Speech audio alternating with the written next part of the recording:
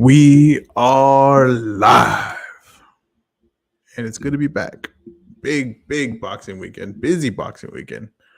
Deontay Wilder's back. So I had to title it. I had to title it Deontay Wilder's back because he is, and I think he made an impression. I think that people are feeling pretty good about Deontay Wilder. I think heavyweight division. If you're not a Deontay Wilder fan, you're concerned because it feels like the only man that could withstand a Deontay Wilder punch is Tyson Fury. You can't feel confident about anyone else. Broadway's on early. He's already jumping on. You should have to talk for like 5 minutes and carry it. But look at Broadway. He's already on. Let's add him to it. You hear me, Broadway? Yeah, I hear you. What's going on, brother? What's up? Appreciate you hopping on. I'm just talking about Deontay Wilder. And you were there. Just tell me, what was the feel of the arena with Deontay Wilder? One second. My bad. No, you good.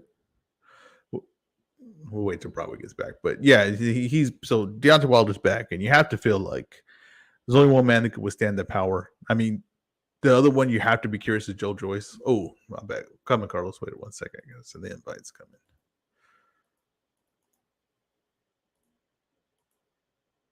There it is. I send the invite in the comments. So if you're trying to hop on, Carlos is about to hop on right now and talk and everything. Just hit that link and I'll add you in.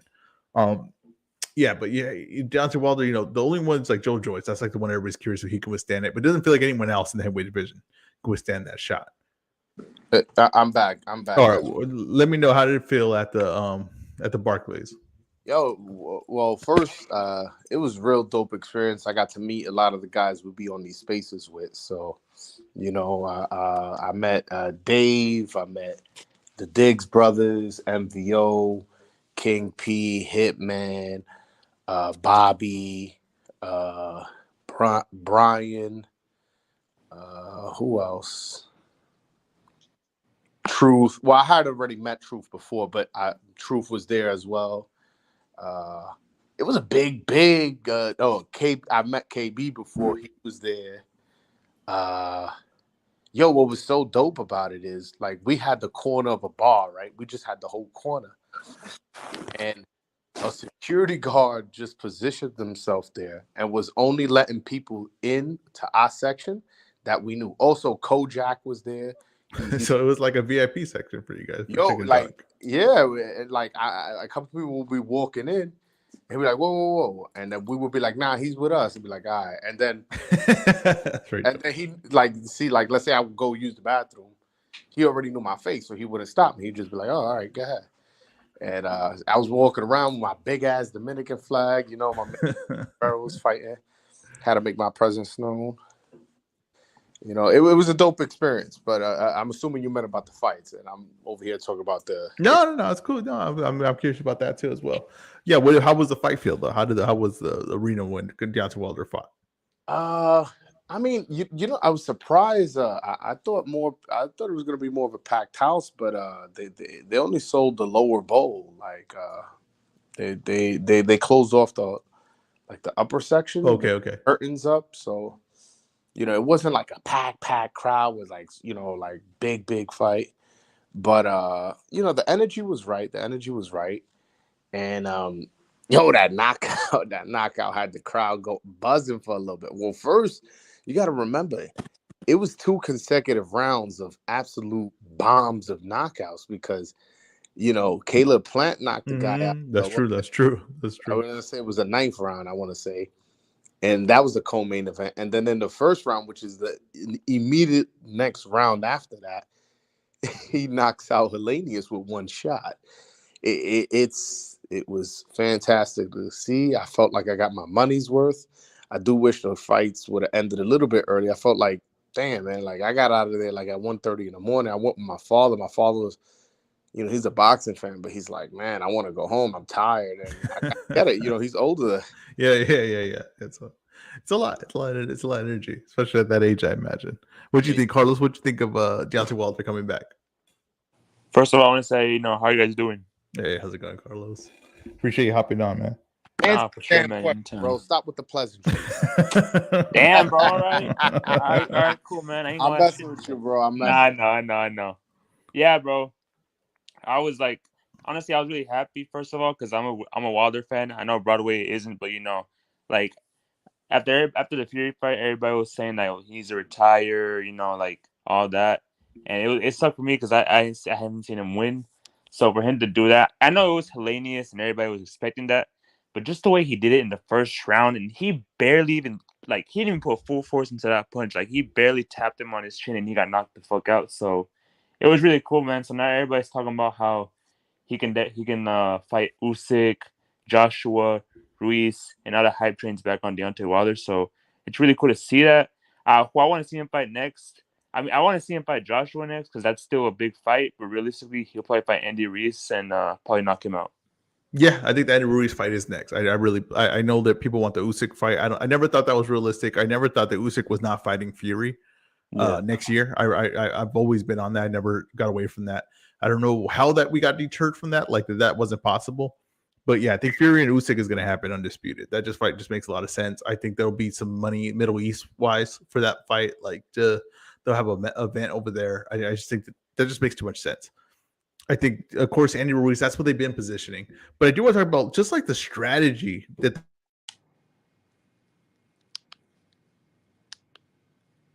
Hold on, I couldn't hear you. Yeah, my mic. I have like the most sensitive mic in the world. If I touch it at all, this bad boy just falls out. Like it's ridiculous. But yeah, like the strategy like that they use, like Lee Scott, I thought he had a good strategy in the third Fury fight. Like I thought he fought the way they did what they were supposed to do in that fight. I thought Deontay Wilder's body failed him, and Tyson Fury just probably has his number. That's probably it. But I thought the way he put on too much muscle mass, he tired him out, all those things. But strategy, like the way he fought, was the right way to fight in that fight. In this fight, they did something like really brilliant that I didn't like when I broke down the fight. I never guessed that they would do this because him and Helena's fight at the exact same range. So I was like, Helena's is going to have some, moments in this fight because he's going to be at the range that he wants to fight at. Wilder did something that I didn't expect him. He moved backwards. He made Helena's lose his range. Like instead of everyone thinking, okay, we just got to get Wilder in position to land, they were like, no, let me take away what Helena's wants to do. And by doing that, Helena's got greedy. He had to get greedy. He got too overly aggressive. He got frustrated. He was impatient to find his range. And as soon as he did that, and Milik realizing that Wilder doesn't have to put everything on his power, on his shots to put you to sleep, knowing that if he just touches you, you go to sleep, it just changes a whole new dynamic to his game that, I don't know, I just thought it was like, of like strategy and strategic moves, I thought that was pretty brilliant what they did that fight. And look at it, paid off. Yeah, I agree. That was pretty cool.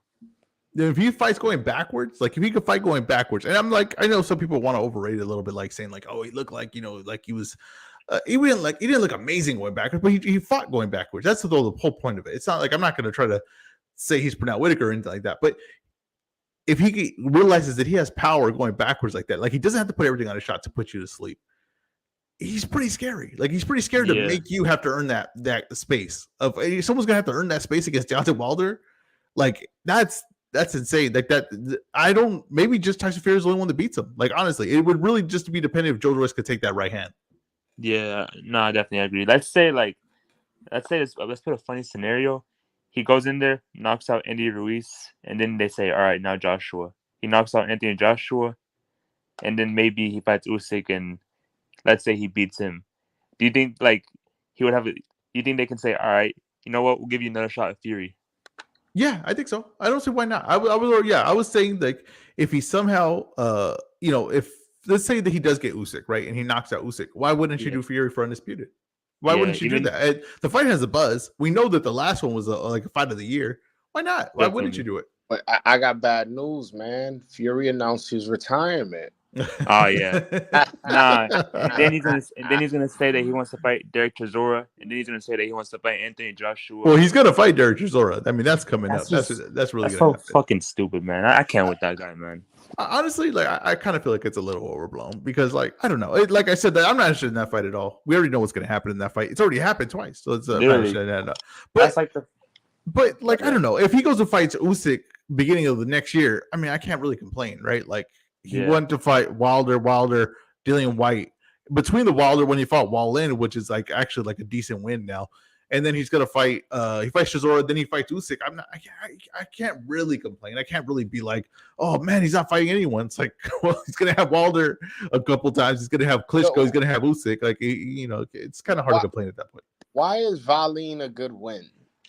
Well, it might be a good win. Like he's showing. I think Wallin when it happened, he was just supposed to be a guy that he runs through. I think he's a little bit more skilled than we realize. At this point, we realize it now.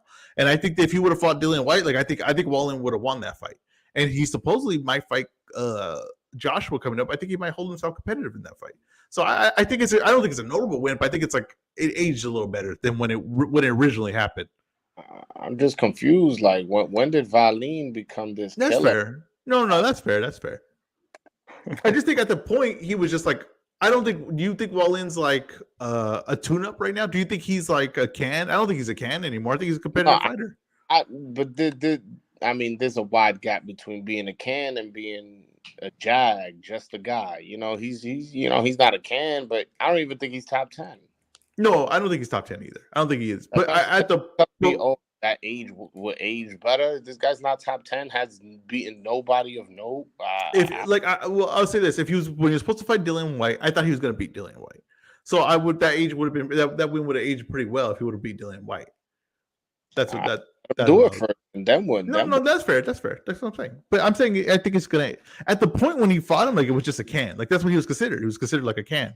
And I was like, and then I think after we walked away from that fight, and Fury had a tough fight in that fight, you're kind of like, people were like, well, was that just a bad Fury? Was that a bad Fury performance? But I'm like, oh, maybe it's just. I think people are starting to think about it. Maybe like Wallen's just actually kind of good. I think that's what it is. I mean, I think he got a cut. He cut Fury. Anybody could get cut in a fight. That's true. How good or bad you are, and then Fury had it. Honestly, that fight should have been stopped. To be honest with you, that's how bad that cut was. It was really bad. Yeah, they didn't want to stop it because they thought Fury would lose. No, of course, no. But what my thing is like Fury was having trouble with that cut. It wasn't like, oh shit, he cut him, and then he was beating him up, and then in the process of beating him up, he cut him. It was kind of like. It was, regular fight, and then he got cut, and then he started doing good, and Fury kind of had to dig deep to pull it out. But I don't want to give him too much credit for a loss. No, I'm with you on that. I mean, but there are losses that you could get credit in, though, right? Like, yes, I agree with that. But my thing is like, what has he done since? I don't know. He beat Dominic Brazil after that, and then he kind of had like a. A tough fight against remember he's supposed to fight Dillian White. Dillian White pulls that he has an injury when he clearly does it. He just wants to fight Tyson Fury. And then so he has to have a late replacement, stay busy fight, and he kind of looks a little shaky in that fight. So like I'm saying, yeah, he hasn't done anything to solidify him like as a notable win or like as a credible contender or anything like that. But I just think that at what that fight was when it happened and to what we think of Wallen now, it's like a big improvement. Even if it's just like you said, a jag, just a guy, which I never heard that expression before, and I like it. But like Brazil ain't a bum. He's he's not he's just jag. He's just a guy, like just somebody in the heavyweight division. That's it. Yeah, I'm with you on that. I don't think that's bad. I don't think that's wrong to say. What do you think if Fury fights Chisora, but then he fights Usyk beginning of next year? Would you be critical of him? I mean, it's hard to be critical of him in that situation. No, I respect that. I still would be very disappointed like Chisora. Like, we already seen it. Honestly, I don't think he's going to fight Chisora. I'll be honest with you. I think he's going to fight. I feel like that's signed and done. But who do you feel like it's signed already? They're leaning heavy that fight's happening. I just don't understand why he's doing that. Like, it's not like he's coming off a long layoff. Like, he just fucking fought this year. Like, what's the point of that? Like, you're like the best heavyweight in the world, and you're supposed to like fight like the best like every single time. Like, you shouldn't get a tune-up fight. It's just stupid.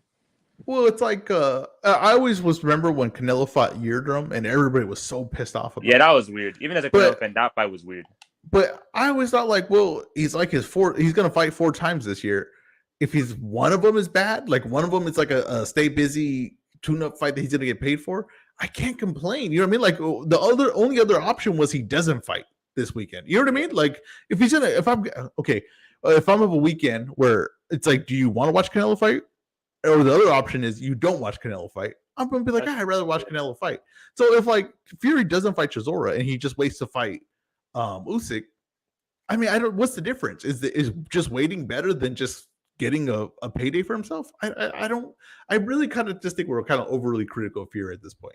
I get it. He does it to himself, but it's just kind of like now Bro, just everything he does bro, pisses off. but Chisora, bro. Yeah, like he already fought him. Like it could have been anybody else. Well, I'll tell you why, because That's Chisora's a Chisora. name. I'll tell you that's why. Because Chisora's a name over there in the Yeah, UK. but you fought this guy twice already. What? Like we don't need to see it a third time. No, I'm with you. I mean, I'm with you. I don't think it's gonna be a competitive fight. I'm not trying to sell that this is a good fight. I'm just saying, like, you know, if he doesn't fight at all and just fights Usyk, I don't know what the difference if he chooses to fight Chisora in between. I understand what you're saying, but there's no guarantee he's fighting Usyk next. I feel like there is. I feel like he's gonna fight Usyk. That's the whole thing. Because I think he would have fought Usyk now, but I think the Usyk said he was injured. He wanted to take a break, and that's why this came up. All right. I mean, hey man, let's hope it happens. Let's hope it happens. Well, you think because I mean, what else would he do? You know what I mean? Like Undisputed is right there. He's gonna want that. I don't know what to do with this dude, man. Like I don't know. I don't know what. Like he's very unpredictable. That's true. That's very true. I mean, yeah, I'm not going to argue against Tyson Fury being unpredictable. I can't make that case. But yeah, he is unpredictable. So yeah, we have to see what happens. But yeah, I don't know. The way I'm thinking about it is like Usyk's going to happen, and then I think that if he fights Usyk, then he would maybe find another fight and wait for Anthony Joshua to be ready, and then he takes that fight, and then it's going to be like at the end of his career, it's going to be like kind of hard to have any knock towards him if he has Wilder, Usyk, Joshua, Klitschko on there. Like that's pretty amazing run. I guess that's a fair point. Yeah, I mean, hey, he's definitely the best heavyweight right now. There's no debating that. Oh yeah, no, there's not at all. But like I said, I still watch him and Wilder go again. If it came down to it, I would watch them go again. Yeah, I agree. I would too, but Wilder has to earn it. I'm not. Yeah. Yeah. Like go ahead, Carlos. My bad. Yeah, that's why I said like if he was to beat Andy Ruiz, which is very likely, and then he like beats Joshua, and then like an Usyk maybe, like if he goes on a run like that, then like yeah, he has to fight Fury. Like that fight, like that would be like very predictable. Like that has to happen. What's like the realistic run for him? So you would say, okay, of course, I think we all know Ruiz is next. Yeah, and then if he beats Ruiz, what probably Joshua. Did Joshua? I want to say like that. It really makes no sense why that fight can't be made. The money's there. It's like clear. It's just like this whole DAZN PBC beef and Showtime beef that I don't know if they could get past that to make that fight. But that fight would make a lot of sense. Like it'd make a lot of sense. I just think that Joshua's going to go on like this tour they're talking about where they're going to take him over the world, and he's going to fight guys that are like, I guess, respectable opponents, but not like what Broadway said, like like a Wallin, like a Zhang, like those guys. He's going to fight those guys, get some wins. The DAZN's going to get their money's worth for this new deal they have with them, and then they might do something with them, like a tough fight like Wilder or Fury. So I don't know if I wouldn't say Joshua would be after that. So I think it's like Ortiz. Andy Ruiz, and then honestly, like you might have to go like a Joyce if you're just waiting for Usyk and Fury. You might have to go Joyce, and that's like a really interesting fight. I was gonna say Joyce after Joshua, but yeah, I guess you can do that one after Ruiz. I mean, yeah, there's a lot of options out there for him, man. So it just depends on like which one it is, like after Ruiz, because the Ruiz fight, like that one's next, like for sure, 100%. I mean, they both fight on the same network, and that's gonna happen next for Eliminator. So yeah. Yeah, you said Joshua going on the world tour, fighting cans and shit. Yeah, I wouldn't say cans, but I would say like just like the bottom of the top 10 for sure. All right, well, put it like this: if he want to come to Brooklyn, man, me and him could get it on in the park. It'll be like when Tyson. Remember when Tyson came back and he was fighting with the headgear on? He was fighting guys with headgears on, like in arenas. I remember. Yeah. Josh was gonna do that like on a grand scale. I think he's gonna fight Zhang. I'm too, man. Listen, with Joshua, I know he don't got a chin, so I at least got to punch his chin. You're gonna test it. You're gonna test that chin. see what he's got. Don't take me up on that offer, AJ. Listen, don't take me up on that offer. I'm telling you, man, you might have enough buzz to pull it off. Now you know who I do want to fight. You know who I do want to fight. I want to fight Le'Veon Bell. I'm being dead serious. Why? I want to put hands on Le'Veon Bell because he sucked ass for the Jets. He was trash on the Jets, and now he in boxing now. So since you in boxing, and you were trash on the Jets, ruined my fantasy league, I want to put hands on Le'Veon. He's fighting pretty coming up. He's gonna fight Uriah Hall from the UFC. I want the winner. I want the winner. In boxing though, no UFC, no none of that shit. Nobody kicking my legs. But listen, Le'Veon Bell, if you're listening, I want to put hands on you, brother. I want that fight. I want that fight. Just give me 6 months. He looked all right against Adrian Peterson. He looked all right. I would have knocked both of them bums out. I love it. I love it. Hopefully we can set that up. Yeah, set it up, man. Set it up. We could do it in his hometown. We could do it in New York, wherever. Just know that anytime he got a tweet from a fantasy football owner that he didn't like, I'm doing it for them. I'm doing it for the fantasy football owners that drafted him and he ruined them when he played for the Jets. When I knock him out, I'm gonna do it for them. It's gonna be a pay-per-view main event. Football player who ever drafted Le'Veon Bell while he was in the Jets, and that knockout is gonna be dedicated to them. I want to say, like, you know, like at one point, if you would have said this, like, that seems impossible. But just the way, like, the industry is right now, this is very possible to catch fire, and this could happen. Like, honestly, I never would put it out of the realm of possibility. Like, you see, like, that one, I'm like, serious. like that one radio guy from, I think he's like from New York too, who got into a Paul Malignaggi, and then they end up boxing like at an event. They literally end up boxing at an event. That's funny. Nah, I know about that, but. Listen, man, if Le'Veon Bell is man enough to fight a boxing YouTuber, I'm with it. I would knock his fucking block off. I could guarantee you that. How much time would you need to prepare for this fight? I would need 6 months. I would need. That's a long camp. That's a long camp. Hey, man, you know what it is? Like, do I like put it like this? I would need. All right, give me 3 months. Is that too much? That's fair. That's fair. That's fair. We can make that happen. So. Whatever, but I would need to know. I would need to start negotiating this soon. That way, I know it's serious. And then while we negotiating, I'll start working out, start getting the shit, and then I'll have the 3-month camp. Boom, and then boom, I would fucking break his jaw. What weight in the ring? Clearly, I don't want to make it seem like on some street shit. This is in the ring. What weight would you come in at? I mean, ain't he a heavyweight? Yeah, he's a heavyweight. Yeah, so there we go. We do that at heavyweight. But I'm saying, what weight would you feel comfortable at? Like that you want to come in at? Me, the thing is, I probably could fight like at 185. Like that's like if I was in fight. You're really cutting, yeah. Yeah, like if you're telling me, yeah, all right, like no, like seriously, what weight class would you? I'll probably be like 185. That's probably where I'll probably be my best at. But like if the fight has to happen at heavyweight, I ain't ducking. Whatever, fuck it, let's do it at heavyweight. I love this. That's a main event on a pay-per-view, bro.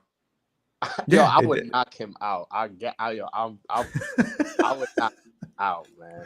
Okay, if he knocks out the UFC fighter, would you feel less confident?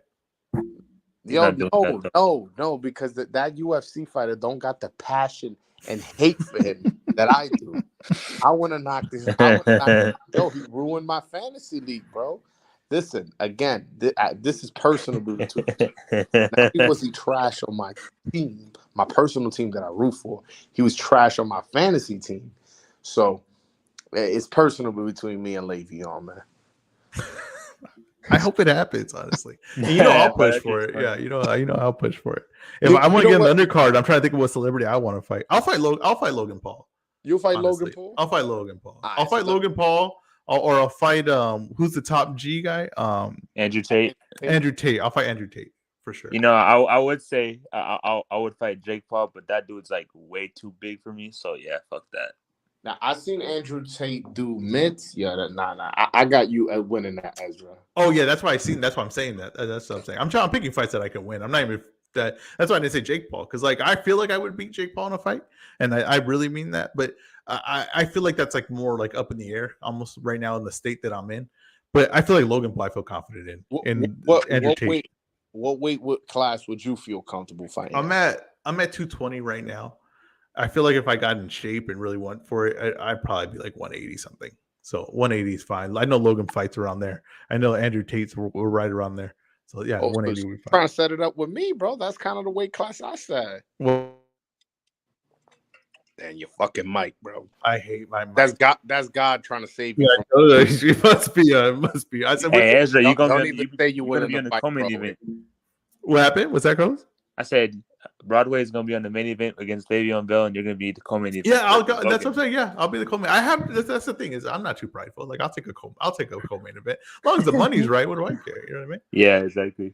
I need a good chunk of change because I'm gonna do some Mayweather type promoting for this, and then I'm gonna become a superstar after I knock this dude out. See, this is funny because because I have stupid thoughts like this all the time. Like, I would think sometimes I think what amount of money would it take? Like, say some reason, right? Like Jake Paul was like, I'm gonna fight this guy, and he put me up on every video and just built it up, right? And I would think what amount of money would it take for me to really take this? Because you got to think pride wise, you could lose a lot of pride. I know people always say that I have nothing to lose. That's not true. You always have something to lose, right? There's pride in yourself, embarrassment, all those things. And I was thinking what would it take for me to fight Jake Paul? What amount of money? I think 500 grand does it. I think 500 grand. I take that fight. All right, here's an interesting one. How much money would it take for both of you to fight Deontay Wilder? I'm good on that, bro. I'm good on that. No enough money. I do it for a meal. Nah, yeah, I wouldn't do it because he could literally kill me if it landed flush on me.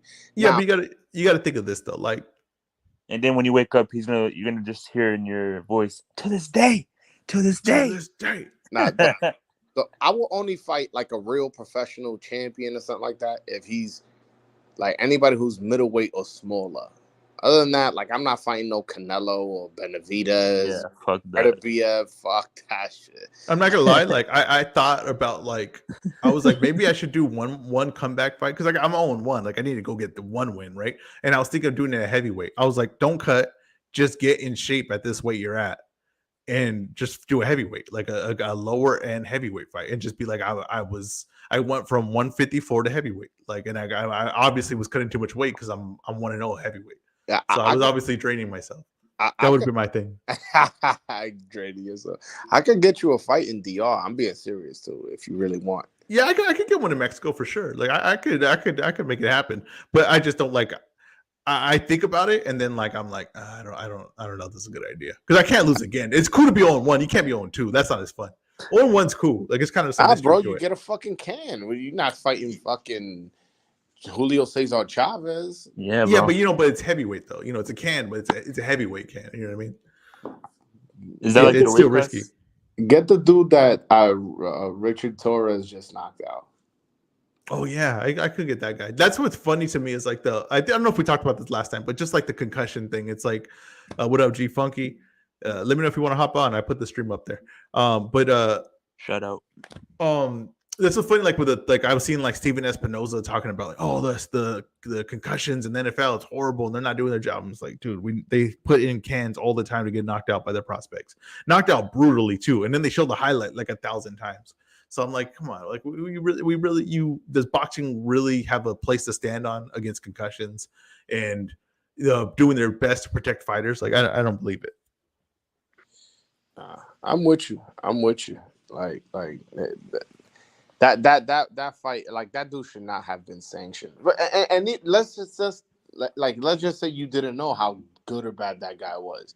Let's just use Francisco Vargas versus Rayo Valenzuela as an example. Yo, that's one of the most criminal mismatches I've seen in my life. Yo, that guy has taken way too many shots. If I ran a commission, he wouldn't even be able to step in the building to apply for a license, let alone me giving him one. That dude has been through way too many wars, taken way too many shots to the head. And they made that fight and shit. I like I said, we were both in. You said for sure you were standing on thing, but I know it's Gamboa and him. It's why did they put him in with top up and coming guys? It doesn't make sense. That's what I'm saying. So it's I just can't stand promoters or at least network guys or talking about the NFL's thing. I'm we have a big problem here too. No one wants to talk about it because no one really cares. It's more a big deal when a star NFL quarterback gets knocked out than a can that no one really cares about gets knocked out, but it's still a big problem in the sport. It's still very dangerous. You know what I mean? And I'm telling you, the YouTuber thing, this thing, I know people think it's funny and all these things. There's guys that could legit, the thing is matching up YouTubers is not a correct way to match up someone. That's matching up electricians. Like, it's not by skill level. This is by an occupation that has nothing to do with boxing. You can't match up someone and say, oh, the two YouTubers are fighting. No, one guy could legit fight and the other guy can't. Just because they do the same occupation doesn't mean that they're gonna match up well in the ring. And these dudes are getting knocked out cold now. Like it's actually dangerous now. Like, they're getting put to sleep.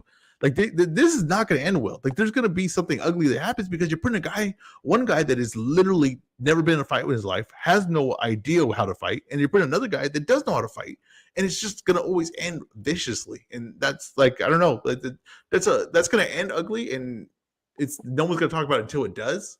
But it's so an easy thing to avoid. It's a very easy thing to avoid.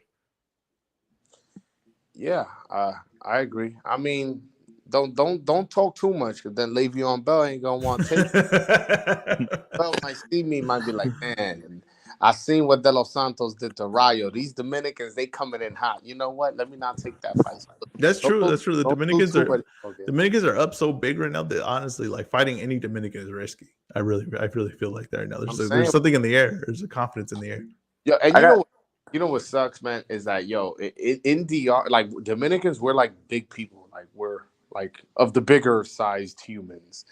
And like, we don't got not one fucking heavyweight. All y'all want to do is play fucking baseball. None of y'all want to box. We got an MMA fighter now, but like we need I want a Dominican heavyweight. You go to DR, seeing somebody who's 6'5" is not like a rare thing. It's like you're gonna see some big motherfuckers. You would think too, because like a lot, like you said, like a lot of guys play sports to like for like to get out or like have an opportunity at a better life or something like that. Like, you would think someone that would look at boxing and be like, yeah, there's not a lot of competition here. Like, I should look to probably transition here. Like, I don't know, people don't go where like something's obviously there's an opening for. I feel like it's just a culture thing. Once people see you 6'1", 6'2", 6'3", baseball, they put a bat and ball in your hand. Yeah. Hey, come over here. And to your point, the people that go, nah, I want to veer off to something else, usually they choose basketball. Like in Europe, there's a lot of Dominicans that play basketball in Europe. Like, a lot. Like in Italy and Spain, there's like those pro teams. Every pro team has like at least one Dominican. So, a lot of dudes, they don't make the NBA, but they're making these Euros out in overseas. Some of these guys play in 2-3 leagues. Like there was this guy, he's Dominican. He actually went to Louisville. His name was Edgar Sosa. He played in like 2-3 leagues at a time. Like, he played in Israel, Italy, and Spain. So like one season, he would just go to the other one. Just be like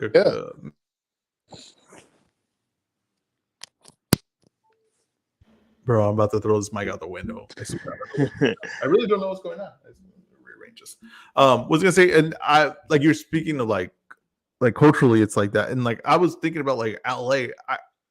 LA is not producing like boxers, like high level boxers, just at all. Not as much as you would like possibly think they would, right? Like, in my mind, like, just think about it. Like, I would think we'd be producing so many boxers. It'd be all top prospects coming out from LA all the time. It's not. It's rarely ever happening. I was trying to think why. Maybe because we have a lot of pro gyms here. So a lot of pro gyms, you get a lot of guys from, the trainers aren't trying to build guys. Like Joe Goose is not trying to build someone. Freddie Roach is not trying to build someone. Like, he just isn't. I'll answer that question. So what's happening is the same thing that's happening in New York is happening in LA. Real estate is so high that opening up a boxing gym and paying the rent off of membership when these kids their parents could barely pay rent is so unrealistic. That's what's happening. So a lot of these, like, a lot of these football leagues, baseball leagues, basketball leagues, was $100, $200 for the league fee.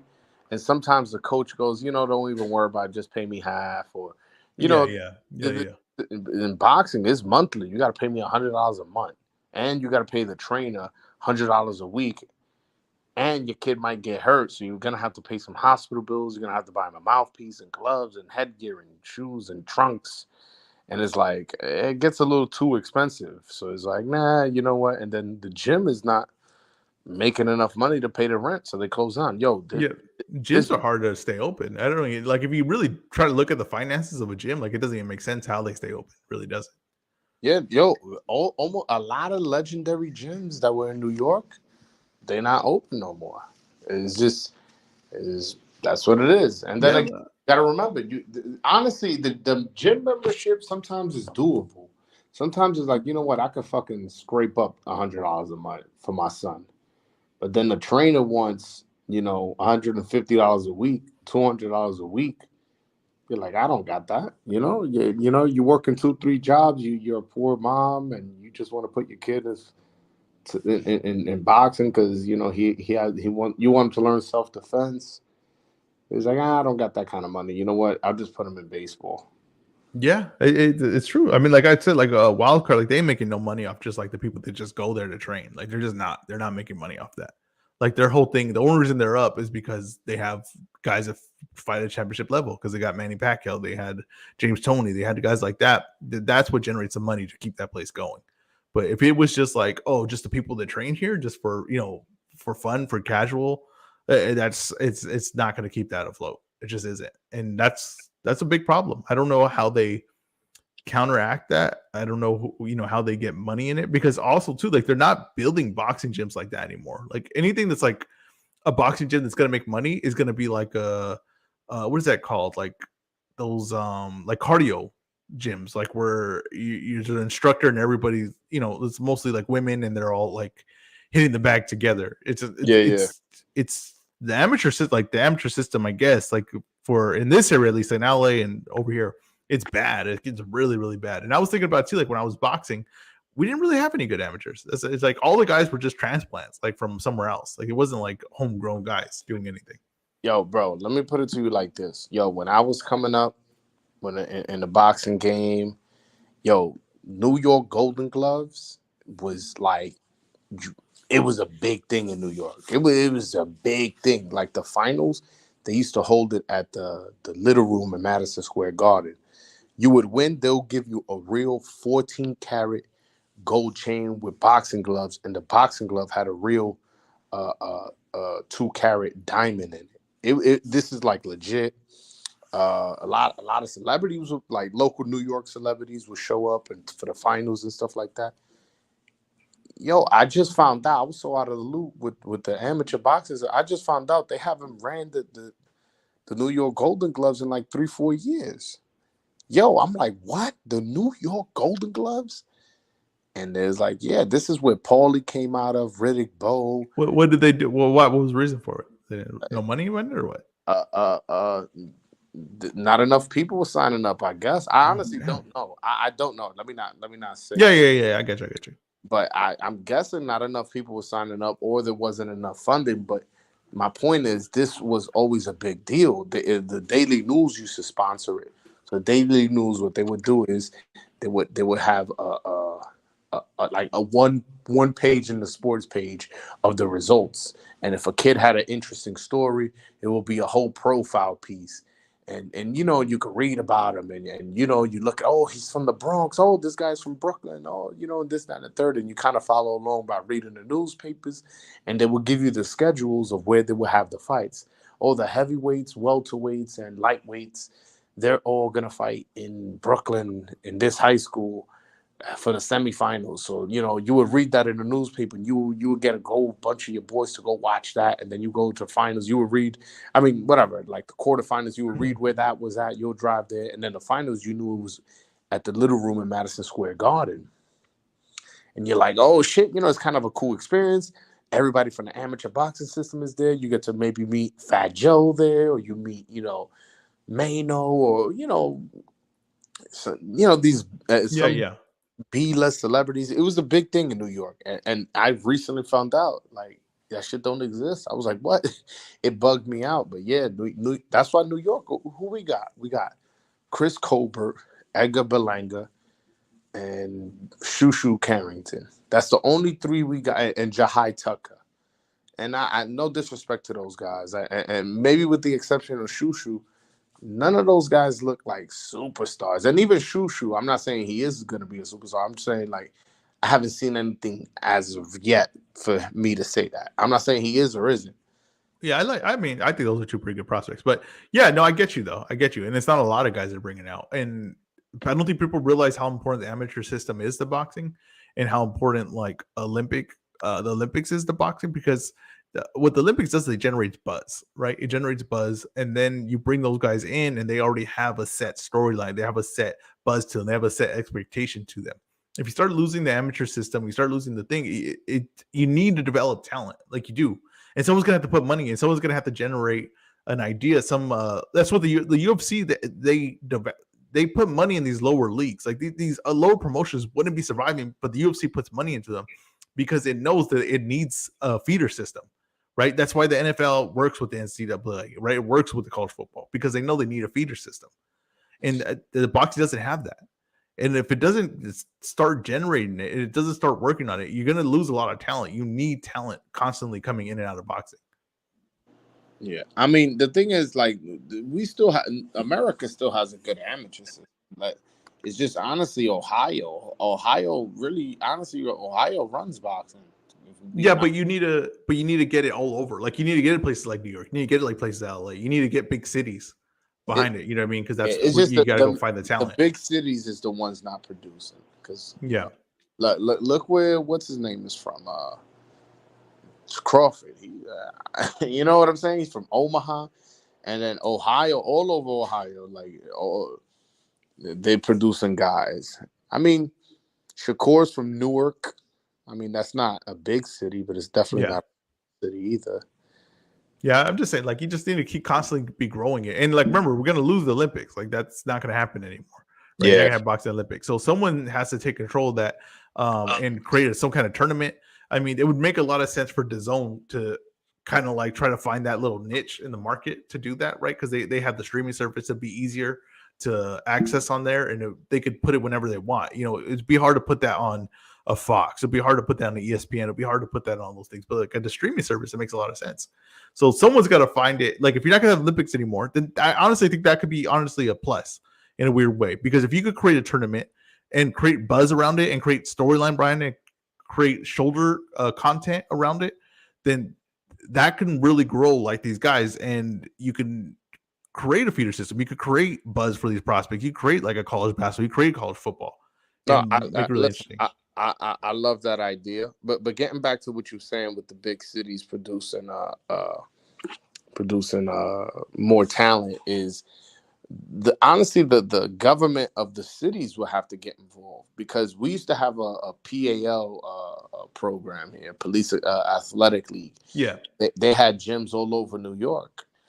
And I guess, I don't know if they ran out of funding. I don't know what happened, but a bunch of gyms closed down. All those PAL. There's only one that's still left, and that's because Teddy Atlas, I don't know if he funded it or if he pulled some strings, but there's only one left, and that's where all these guys train. That's where Shushu trains. That's where Luis Reynaldo Nunez, a Dominican who I just interviewed, that's where he trains.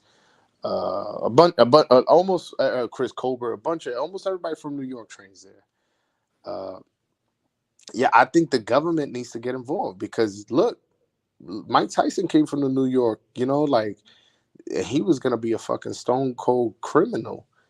So I think the government needs to open up these PAL leagues again, fund them, understand that the purpose of them is not just, these people getting kids to box. Is like, no, you're getting kids that are hyper aggressive to get that energy out, to learn discipline, to fucking who may not have a father in their house, to meet a trainer that maybe he looks at him as a father and respects him and has something to lose. Like, you know what, I'm not going to shoot that guy because I got to fight next week.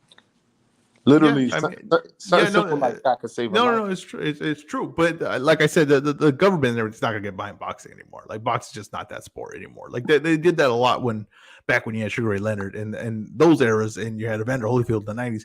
But now it's just not going to happen. Like they're just not. That's not one sport. They'd rather get behind a soccer league or something like that. It's just no. But soccer league is not gonna. Yeah, but as far as like someone. Yeah, I get you. I get the logic, but I'm just saying, like, the government's just not gonna get behind it. Like, it's just the wrong climate for them to get behind boxing. So it's gonna have to take like someone put their money. You know who actually has a system like this is Jake Paul. Jake Paul funds a lot of gyms. He realizes the gyms can't keep going, right? So he will pay like, okay, I run a charity here, and this money will go to this gym, and that will keep the gym going, right? A boxing gym going. It would take someone like that to come in. Like I told you, the UFC, they're very smart with what they do, right? And the reason why they don't want to pay their fighters is because if they pay their fighters, they feel like they're not going to be able to create this giant business that does a lot more things than the UFC. It funds other promotions that have these lower level fights. It pays for gyms right all over so they can have the training institute, so that they have talent, they can get them there and develop them and get them better, right? They have a few techniques on how to do this. Boxing needs something like that. They need someone to they need more money in the sport. Honestly, that's just the truth of it. Yeah, no, I agree. I mean, I definitely do feel like the interest is there. Like, no, it's definitely never had more buzz than it does right now. I mean, never has more buzz than it does right now. Like, I don't want to say never. No. I'm saying like recently. in years, it has that like buzz the boxing has right now. The buzz is huge. No, and I'm even talking about buzz from interest in participating. Mm-hmm. Yeah, no, definitely. You know, I feel like a lot of kids will be willing to. It's just a matter of being able to afford it and being it accessible. I remember Shannon Briggs was on Mike Tyson podcast, and they're from Brownsville, Brooklyn. This is like the worst part of New York, and I'm not here disrespecting if anybody's who's from Brownsville listening. I'm just saying, like, crime is fucking high as shit over there. And they were talking about opening up a gym, and they're gonna call it the Brownsville Brooklyn Academy, it's boxing academy or something like that. And I don't know what's up with that, but I ain't hear about that. That's something I would have heard about. I keep my ear close to the streets out here in New York, and I haven't heard about them opening up that gym. I would like somebody to open up that conversation up again. If what matter of fact, I gotta try to get Shannon Briggs on my show and ask him about that, because listen, just Brownsville, Brooklyn is just a neighborhood. It's not a borough. It's like probably like 50,000 people live there, and they produced Zab Judah, Mike Tyson, Curtis Stevens, Shannon Briggs, Shushu Carrington, Riddick Bowe. He's actually from East New York, which is my neighborhood, but when he started boxing was in Brownsville, so that's him too. That's 6 right there. That's 6 people off the top of my head that came out of Brownsville, Brooklyn, this small area. Daniel Jacobs is also from Brownsville. So, like, they need a gym out there. They really, really need a gym in Brownsville. There's a lot of talent out there. Those kids are hyper aggressive, and they poor, and they need something to focus on.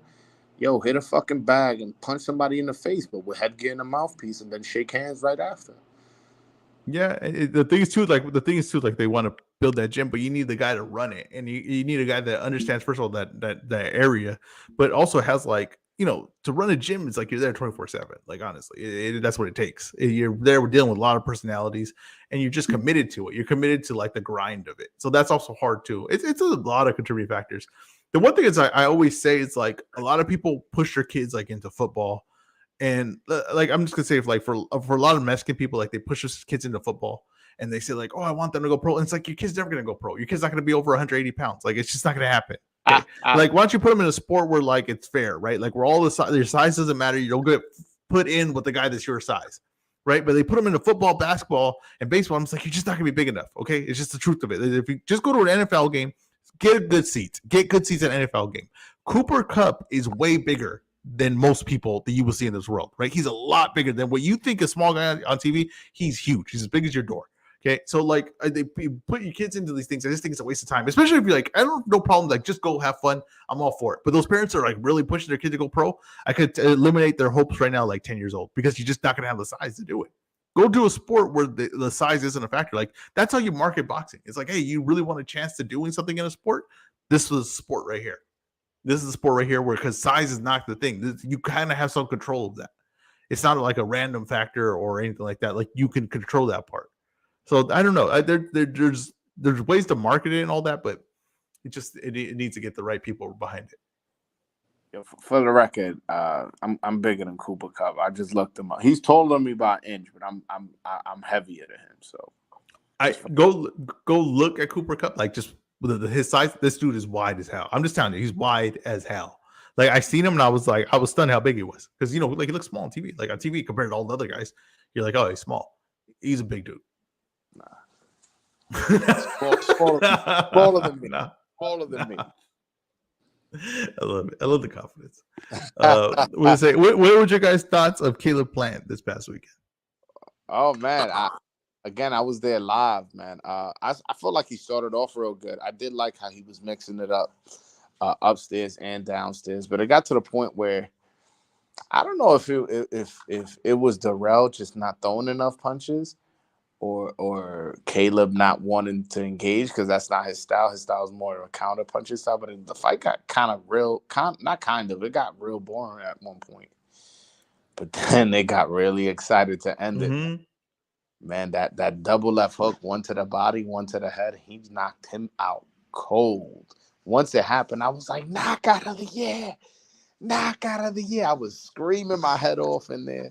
I had a lot of fun. So, I mean, hey, I feel like he made a statement. There was a lot of bad blood, a lot of trash talk. And he definitely made a statement. He got the last laugh. He got the last laugh. And that was a WBC eliminator.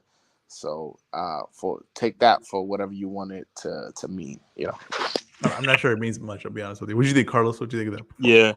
Yeah. First, I want to say my bad if I didn't really leave any comment on what you guys were talking about earlier, and I just went silent. I just wanted you guys to talk about that, but this is what I really wanted to talk about.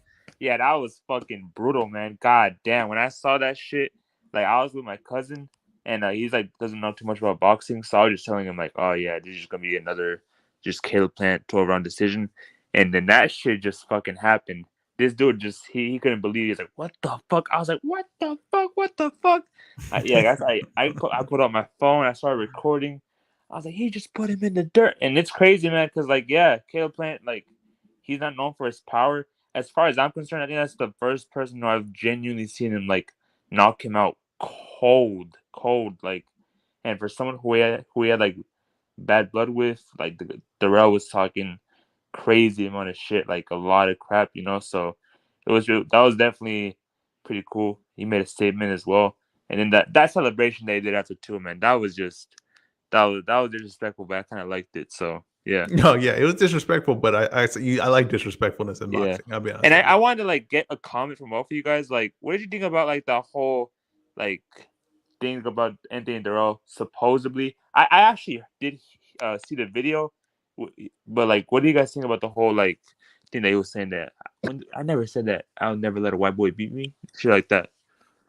I honestly okay, so they have a video of him saying. He said 5 years ago. Yeah, he said 5 years ago. When he meant it, he meant I didn't say this one, right? Okay, first of all, also too, 5 years ago is a long time. We got what did he say recently? That's just where I'm gonna stand with it. I'm not gonna hold 5 years ago against you. And I don't know the context of that interview. They could have been joking around. They could have been, I don't know the context of that interview. Yeah, I don't know the context of that interview. I'm not gonna hold that against him. I think that's really dumb. I didn't hear him. That's the funny thing. The funny thing is, it's hilarious. Actually, I never heard him say it into this fight. I just took it as everybody's word when everybody was saying that he said that. I was 100% in belief that he said it, and so was Caleb Plant. So was everyone. Everyone was 100% in that he said this. And then when he said that you have no video of me saying this, I was just like, oh yeah, I've never seen him say this. That's hilarious. But everyone bought in that he said that.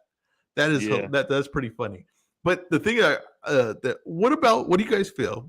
Because I'm hearing it now, and it's funny how boxing works, right? It's funny how it's all about what you did for me lately. Because I really feel prior to the Canelo fight, Caleb Plant was hyped pretty high, and the people thought when the first time that Caleb Plant and Canelo negotiated and it fell apart, people really said that Canelo was dodging Caleb Plant. They said this. They said he was dodging him. He was preserving his record. He was not trying to fight anyone tough. And then when the fight happened and Canelo beats him, then it was a sudden really under rating of Caleb Plant. Caleb Plant was never that level. He had never really beaten anyone. Remember how he looked against Truex, right?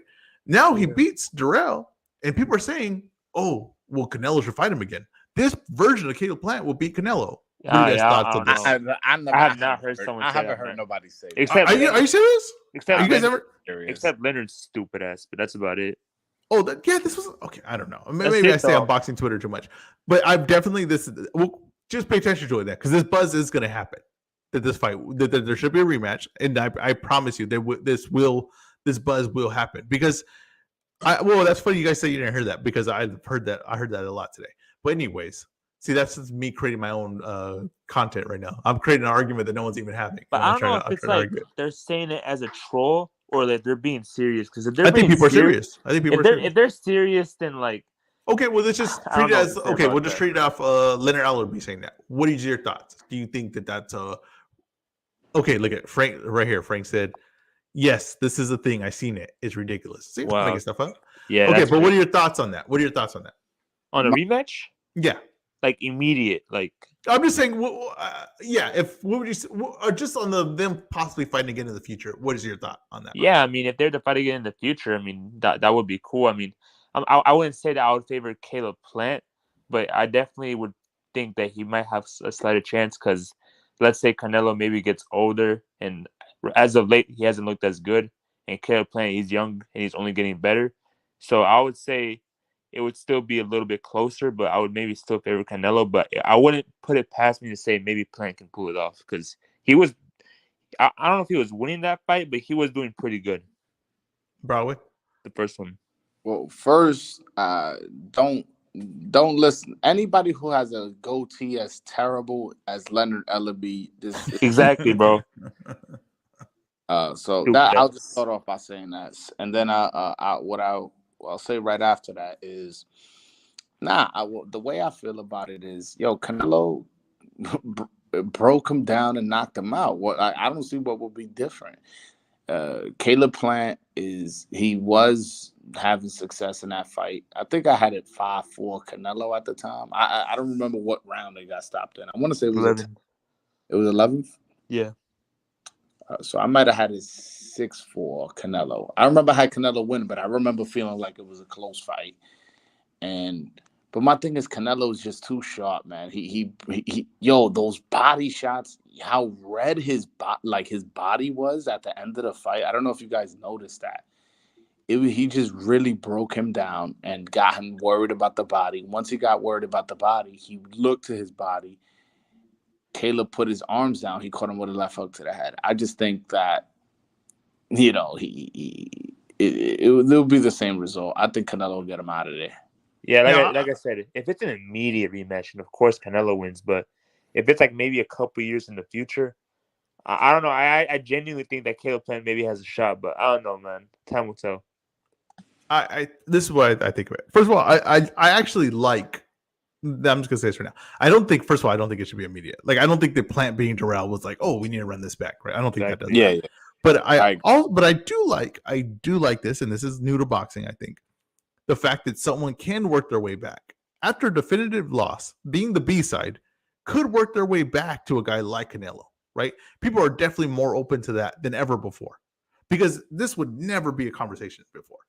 In the HBO days, the Showtime days, I would literally never see Caleb Plant again. But now it's like he has the opportunity to work his way back to that fight. Now, I think if he wants that fight, and that's something realistic that we want to get made, he has to go beat Charlo or Benavidez. He beats Benavidez, then I'm like, okay, let's make this fight. He's not beating him, though. But let's just say though, he beats Benavidez, right? Then I'm saying, yeah, let's make this fight. It makes sense. If he beats Charlo, yeah, let's make this fight. That makes sense to me. But he has to, and not just because he needs to prove it to me, but also there's a selling point there that where he has to create the illusion again that he's going to be competitive with Canelo. And the way he does that is by beating guys that people think could beat Canelo. That's the way you get that. So I'm glad that we're having this conversation. I'm glad that he could work his way back there. Not yet. We ain't there yet, because he's got to beat a guy like that. Being Darrell is a good win for him in his career right now, but it ain't a notable win. It ain't a win saying that you're one of the best guys at 168 right now. It's just not that. The way he did it was created a lot of buzz. It was perfect, but we need to beat. Let's go talk Benavidez now. Let's go talk Charlo now. Andre. Is that win going to age better on Canelo's resume? Because from what I understand, Canelo had the weakest run of all time, and he only fought white people to win undisputed, and that should count because of that. So I wanted to ask you: do you think that win is going to age well? It already did.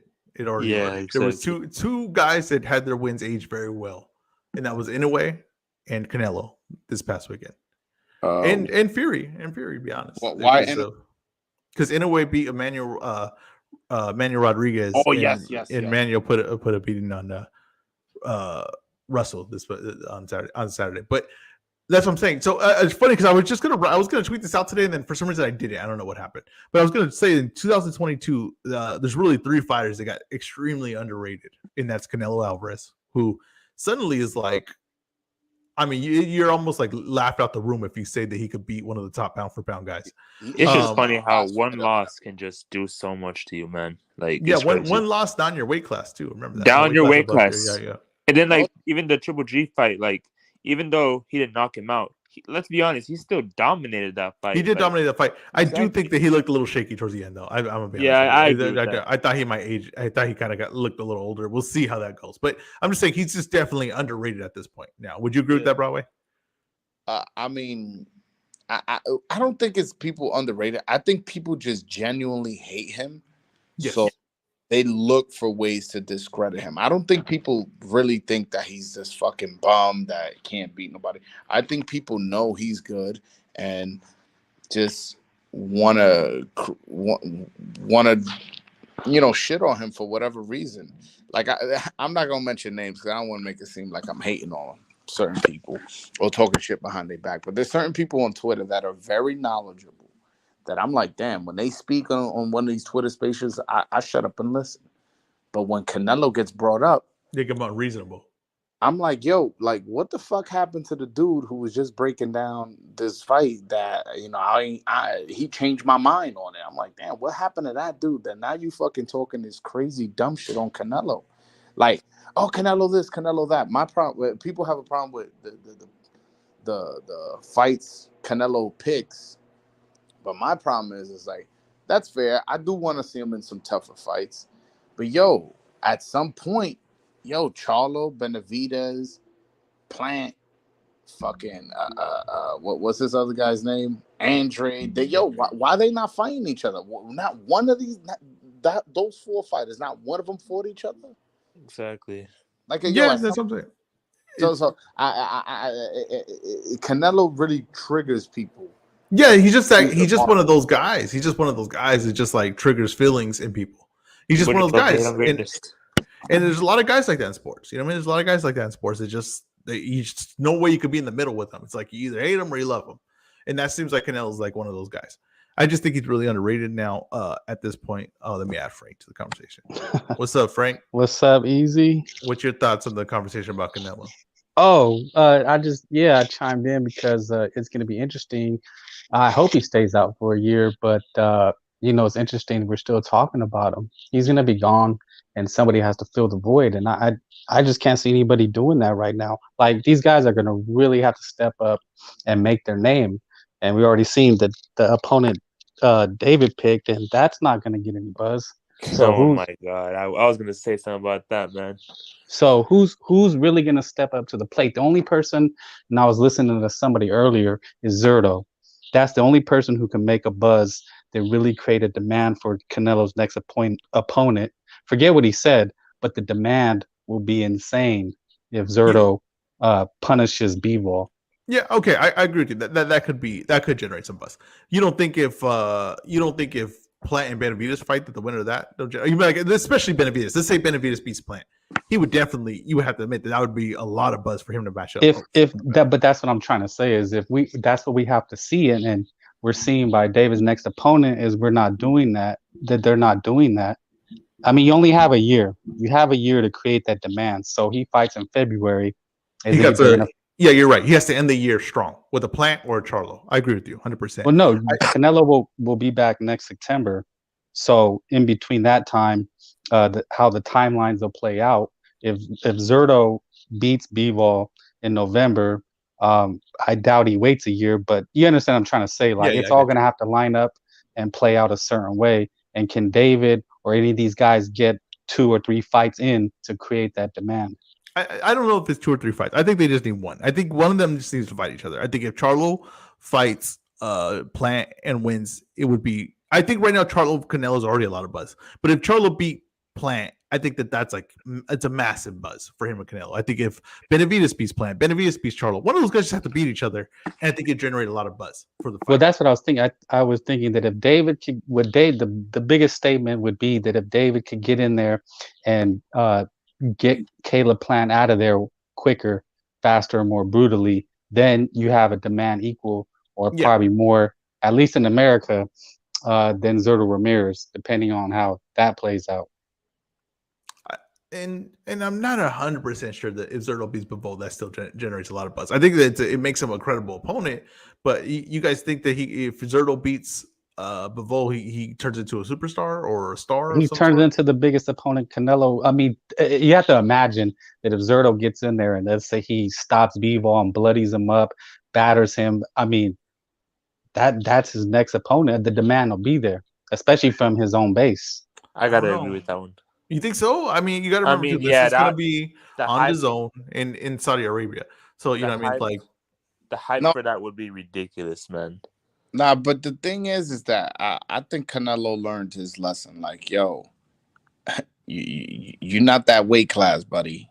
You know what I'm saying? Yeah. I think he Yeah, learned. but I'm talking about the demand, the pressure from the fans. you If think Broadway, if Zurdo beats Bivol, that there'll be a huge buzz for him versus Canelo? Not I think it'll be a fight people will want, but a huge buzz, I think, is a strong words.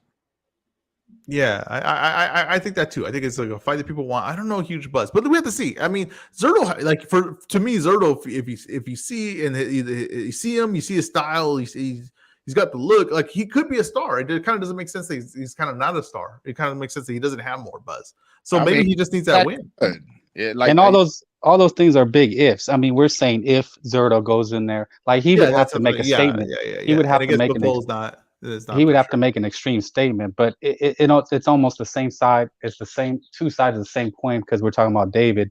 What he would have to do to create that demand, and that's beat up Plant worse than Canelo did. Because just to get in there and have a kind of a split decision is not going to create that demand. I mean, there will be some slight, people get on there and say what they say, but if David were to go and just beat up Plant worse than Canelo did, then he's the next opponent. Yeah. Yeah, definitely. I think that they're gonna the Uzagahi fight it does nothing for David as far as like name value. I think technique wise and style wise, it kind of makes for a good fight. I'm gonna be honest with you Because I both just thought guys of wanted. something. Go ahead. What could be a huge thing? Somebody I mentioned earlier is if you want to. Well, no, I don't think they would do that. I was thinking because Wilder and Ruiz on Cinco de Mayo, because that's going to be open, and then you put David and Plant. I don't know. That could be that's what you would have to do to create that buzz for Canelo's return. Yeah, well, so Cinco de Mayo is going to be open this year. It's going to be very curious to see what happens. I mean, if Tank and Ryan fight, and the winner of that might take that date. Maybe even the rematch on that might take that date. But yeah, I'd like the Uzagahi fight. I think that. What about me and Le'Veon Bell, man, on Cinco de Mayo? I might steal that date, man. I might fucking steal that date. There's so many Book the arena now. There's so many things that don't make sense about that date for you guys, but I still want to see it. So yeah, you have my vote of confidence in that. But yeah, that's. Hey, we all gotta go on Twitter and literally attack and abuse Le'Veon Bell to say, "Hey, stop ducking Broadway." He got a fight coming up. Let him focus on this fight. Yeah, you're right. The respect factor, the professionalism of Broadway. Come on, bro. I thought it was personal. Yeah, you know what? Fuck it. Do what you gotta do. You know what? Whoever wants to troll Le'Veon Bell about me fighting him, go ahead, man. I'm with it. Listen. If he wants to fight, he wants to box.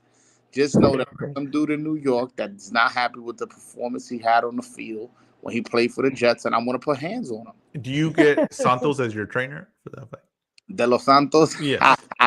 Now I'll probably have Andre Rozier as my trainer. Oh man, you gotta go Dominican with it. Come on, what's going on? I mean, the thing is, De Los Santos is a fighter, not a trainer. No, not De Los Santos. Who's the guy that trained? You just interviewed. Oh, Bob Santos. Yeah, I said Santos. Oh hell yeah. I would. I'll fly out to Vegas. That's what I'm saying. You get that. You get in the gym with a bunch of winners. You got that Dominican buzz going. I love this. I love the feel of this. I'm glad you brought that up. Yes. So there you go. My trainer would definitely be Bob Santos. That's what I'm saying. Hey, what round you knocking out Le'Veon Bell in? And I knocked him out in the first round. I'm not gonna lie. I think that's your best chance. I don't know if it goes on later. I don't know. You haven't boxed in a while. You might have a cardio issues. I think the first round is your best option. Catch him cold. That's why I said I need 3 months. I need 3 months to get in shape. But what else? So I'm, like I said, I'm gonna create the buzz for that fight. You know I will. Me too, bro. But what I'm saying though is the Uzagahi fight for Dave Benavidez. I understand people are not happy with it. I get it. The name value isn't there. Matchup wise, that's gonna be an entertaining fight. That's gonna get Uzagahi exactly where he wants to be in the fight. It's gonna be Dave Benavidez where he wants to be in the fight. That could be a very entertaining fight. It's just not the name value you want. But I think that if he wins that, I imagine that Caleb Plant's next, and I think that fight will have a lot of buzz to it. I think that fight's gonna a lot of trash talk. I think Caleb Plant getting the knockout really puts him up there now, like a lot of credibility, and I think that's gonna set up Canelo nicely when he goes to the PBC to fight Charlo and the winner of that. Agree. Yeah, I'm one of the people. I don't think Canelo needs to fight David, but as it stands right now, but. If he does fight Plant and he beats him convincingly, like he has to make a statement. And if he makes a statement, then I will be on the side of David Benavidez. Like you can no longer not fight him. No, I've been on the whole thing where people saying, "Oh, he's ducking David Benavidez," and I've always said David Benavidez never put himself in a position where where he's demanding that fight, right? Where he's it's the thing. He's never done that. But right now, he fought Triple G. You won and fought Bivol, didn't win, right? If he ain't gonna fight Bivol again, I don't know what other argument I can make other than Charlo David Benavidez. I don't know who else would you say he needs to fight him now. Andrew. Like I said, Andrew. Okay, yeah, Andrew or one of those three, right? I don't know. I don't even know why Andrew doesn't make any sense really either because he hasn't really fought anyone and he hasn't created no buzz and he hasn't beaten any names and he hasn't put himself in a position. So yeah, I kind of eliminate Andrew just because it just doesn't really make sense, honestly. But Charlo and Benavidez, is there anyone else that you can name that would be like, oh, Canelo should fight him instead of these guys? I can't think of anyone. I just said Zurdo. That's if he but beats, if Zurdo beats Bivol, right? But that's not even his weight class. It's not even really Canelo's weight class. We're being honest with you. He just doesn't look good at that weight class. I have a question regarding Canelo. Right. So he said he hurt his wrist. He might need surgery. So I don't know if he fights in May or in September of next year. Point is, let's just say he fights September of next year. Does he come back against a lighter touch? Or does he come back and goes, yo, give me Benavidez straight off this 1 year layoff? I don't think I think it's a light touch. Honestly, I don't think he's gonna have a tough opponent next year. I think it might be May 25. May 25. The next big fight. There's an important thing that's happening right now that a lot of people ain't talking about, or not connecting to Canelo at least, and that's Ryder is fighting Zach Parker. And they're going to fight each other at 168 pounds. And it's going to be for an interim title or final eliminator or whatever the hell things they make up to call it. But they're going to fight. And they will be that would put them as basically the mandatory for Canelo. The reason that's important is because Canelo has a third fight option with DAZN. And John Ryder fights for Matchroom and DAZN. So if John Ryder pulls that fight out, that would probably be his September fight for Canelo at 168. And then next year, the year after, probably the move to the PBC. Damn. So that's what I think happens. I think he fights John Ryder, possibly maybe Zach Parker. I don't know. I think that's a little harder business-wise because he's never worked with them before. But yeah, I think that's the direction they're going. And if you remember, they had the Ryder fight with Munguia basically agreed to, and DAZN didn't pay for it. And there's a reason for that. First of all, I think they're not getting along with Golden Boy too much right now. But I also think that they think, let's get this guy in place to fight Canelo. Yeah, that seems smart. But in between now and then, these other guys are going to have to step up. So there literally will be no more excuses. Yeah, I mean, I think there's a good chance that we see Charlo fight Adames. I think Broadway will be very happy with that. And I think there's a good chance we see Plant versus Benavidez. And if that happens, I can't complain either way. Those are very tough fights, very good fights. And the winner of those come out looking pretty damn good. Something tells me Charlo ain't fighting Adames. I don't think he's going to fight Adames either. That was a pretty impressive performance. Something tells me he's going to run, Forrest run. Yeah, I don't think he would, honestly. I don't think he will. I think that he's in a tough spot. I'll put it that way. I mean, you could say he's in a tough spot, or he's finally in a good spot, because he finally has the names to fight. But the thing is that most of them are at 168, and But isn't Adames there. is an interim champion, right? So Charlo's not forced to fight him.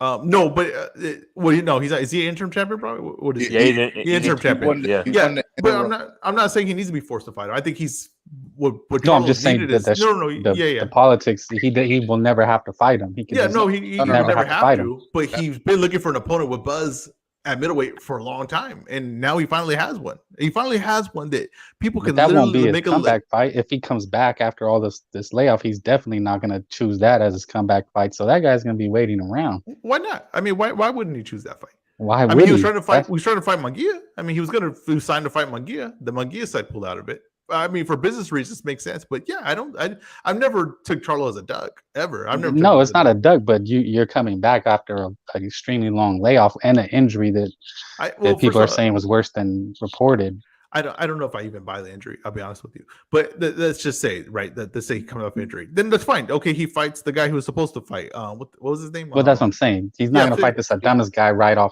coming right back. Maybe not, but maybe he fights the other guy and then he fights Adames. That's still not bad. I mean, that's still. Well, what's Adames supposed to do until then? Adames just fought. So let's say Charlo comes back in January or December. Most likely January though, and then he fights. What was the guy's name he was supposed to fight? I can't think of his name right now. Staleski. Yeah. I don't even know how I remember that. Yeah, he fights him, right? Staleski's not a bad fighter, no, he's not a bad fighter, but he's not like he's not at that level. Yeah, he's a jag. But if he fights that guy, and then Adames, gets a stay busy fight on the undercard.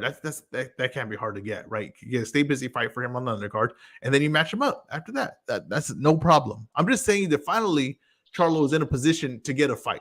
He's in a position to get a good fight, and the bare minimum he's going to get Adames, and I think that's a good fight, and that's a fight that people can legit make an argument that Adames can win. So that's what he needs. He needs that kind of opponent. And if he could win that fight and then go to 168 and fight Canelo or fight one of these guys, he's in a really good spot to go on a run in his career. Yep. So yeah, I don't take him as like, oh, I'm going to avoid a tough fight. I don't think he's trying to avoid a tough fight. I just don't think there's a lot of tough fights out there for him. Not at middleweight, at least. Hey man, sign that contract, big boy, as Mike Tyson told Sapp one day. Sign the contract. My man Adames is ready and willing. I haven't spoken. I think Adames is mad at me. Oh, a dark horse. I forgot. Since it'll be so long, is Morrell. Morrell could be a player. I mean, I don't think Canelo fight him, but I'm saying within this mix of Plant, Charlo, and Benavidez. Wait, but Robert, why is Adames mad at you? I don't know if he's mad at me, but usually, like me and him, like out of all the Dominicans, me and him, we got the best relationship. Like he'll call me, I'll call him. He'll text me, I'll text him. I don't know. Since he won, I've been texting him and calling him. He don't respond. He just gives me the thumbs up. I'm like, what the fuck I do to you? Oh, is he big timing you? Is he trying to big time you? Is he big league? Not to be fair, he has been doing a lot of press in DR, and he met the president of Dominican Republic. Then he met the mayor of his town. So he may be busy. But I'm like, I don't know. Like now, when these guys win the interim, do they take it as winning a title? So he walks around like he won a world title. That's how they promote it out there. Like, yo, he just won a world title. This, that, and the third. He's a world champion. So what's better, the regular or the interim?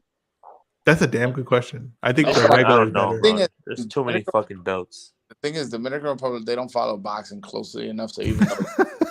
They just it's like when someone makes it out the hood and they buy a lower end BMW, and your family never seen a BMW before, so they don't know that you bought the lower end one. They just know this man has a BMW. Okay. Yeah, you know what I'm saying? So that's what he did. He just rolled back in the hood. He got the Z class. Yeah, he got the Z class BMW. And he just rolled back in the hood with it. That's what happened. It don't matter. It really. He said he has to roll down his windows, talking about he got a BMW. He still got the little thing on the side. He's just cranking that bad boy. But they see him though, right? For sure. Man, as long as it says BMW. But don't let it. But I'll tell you right now, bro. I'll say, look at Janibek. He starts getting a little buzz. He blocks me, right? You know what I'm saying? People forget they forget who was with you at the time. And when it happened with Janabek, I was vocal about it, Broadway. I want to know if Adames isn't on your show, I'm gonna give him 2 months. Let's give him to the end of the year. If he's not on your show the end of the year, I mean, it just tells me everything I need to know about this man's character. I mean, I'm being honest with you. I mean, we'll see. We'll see. Honestly, again, I just think he's really.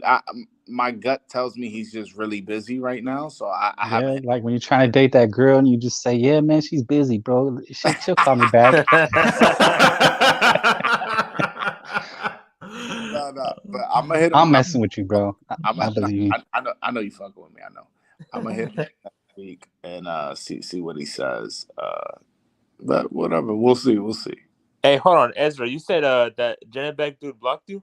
Yeah, he did. He did for a short portion. Isn't that the guy who you and Broadway were supposed to say we're gonna like fight over like Carlos Adames versus that yeah. Janabek? So me and Broadway's dream, and I think it will play out this way, is that Adames takes care of business on his side, and Triple G drops the belts. And then Adames fights Lara to unify, and then Janabek fights Falcoa to unify. And there's 2 guys with 2 belts, and it's 2 networks, 2 deals, and it's very complicated, but it only makes sense that they go undisputed. And that's Janabek versus Adames. And on the undercard, co-main, A side, I'll give it to Broadway, right? I'll give Broadway the A side. He's got 1,000 subscribers or so, right? So I'll do it off subscribers, right? And I have about a couple. I have only a few hundred. No, not even a few hundred. I have 100 subscribers. So I'll give him the A side on that. B side, but me, co-main event, me versus Broadway at 210 pounds, juice to the gills, no Vada, no WADA, no nada. And we're going to rehydration clause for Broadway. Of course, he has to come in at 2. He got to weigh 210, but he has to come in at 205. The rehydration clause, he actually has to lose 5 more pounds after the weigh. Okay. And we come in on that, and then we just settle our beef before the fight, and then we settle that, but it's not a Caleb Plant situation. No one's burying each other, right? It's going to be respectful, and then we're going to sit next to each other front row, and we're going to cheer on as Janabek takes Adames' head off. Is it a real match or exhibition? No, it will be real, right? It'll be licensed. Everything will be real besides the drug testing. Everything will be real besides the drug testing. Listen, hey, but if that's the guy that you're supposed to be representing, why he blocking you, bro? That was just confusion. You know what I mean? It was a misunderstanding, wasn't it? It was a misunderstanding. You know what I'm saying? Like, the thing is like family. He thought you were trolling, right? Dude, that's what I'm saying. Family argue all the time. You know what I mean? You argue with your brother, your sister, and all that. And he's from a different country, so he's not. I don't think he's savvy. Yeah, like that's true. That's true. There's a communication flaw right there. There's a little bit of there's a little language barrier. That just would have been what's it called? Lost in translation. Exactly. Yo, it's like Bill Murray, Scarlett Johansson. Frank, let me ask you. Yeah. Unbiased. Who do you think wins, Adames or Janabek? Ooh, Janabek. Yo, told get you. this guy off the line. I told you. I'll tell you right now, like, people are realizing who Janabek is. Like, it's funny because, like, I argue with Ty all the time. He's the Andrade guy. And Ty, at one point, he thinks I forgot. I don't forget anything Ty says. I remember everything Ty says. And Ty was at one point, he's like, "No, I've been watching Janabek. Like, he's a good fighter. Like, you know what I mean?" And that took everything out of him. That was basically Ty saying this might be one of the best fighters in the world. But he just couldn't. You know what I mean? He had too much pride to say it, and I respect him for it. But you know what I mean? But when he said that, it was I could hear it in his voice. It was a little bit of like shakiness, right? It was a little shakiness of what he thought was going to happen when he fought Andrade. I'll be honest with you. I think a lot of people didn't want the Andrade fight to happen. I think they were mad. I think they were mad that fight was possibly going to happen because they knew that the truth was going to be. And there's one thing worse than that for these guys is Janabek winning. That's not even the worst thing though. The worst thing is me being right, because that's really what it is. And once I'm right, I'm the worst person to be right and be against you, because I don't let it go. I just don't. I will remember it. I will write it. I'll make memes about it. And if Janabek would have fought Andrade and won, like, we would have never heard it. We would have just I would have did 5 of these lives in a row, 5 days in a row, just talking about Janabek beating him. That would have did that. Exactly what I would have done. No, I just think Janabek he's getting better with every fight. He's a person that's getting better. I think he has the better style. He throws straighter punches. Not that Adames is bad. I mean, and I'm not one of these people to say, "Oh, he'll get washed." No, it'll be a good fight. Adames will be a live dog. I just think the pedigree of Janabek will overcome Adames. I'm gonna be honest with you though. Okay, can I just say something real quick? And I just hope no one's watching this. I have 3 people. I'm gonna guess one of them is in Janabek right now. Janibek saying that he beat Canelo, and I get it. Like well, closed mouth don't get fed. And I remember, I think someone asked me that. They said like who would win. I think I even posted it. I posted like at least 5 names would Canelo beat them right at middleweight, and a lot of people were saying Janibek would beat Canelo. Canelo would literally put a beating on Janibek. Okay, and like I said, I got two lit followers watching now, so I'm hoping one wasn't Janibek. I'm hoping he didn't just exit out of the whole thing. But the fact that some people think that Janibek is competitive with Canelo is borderline insane. I'm just gonna say that right now.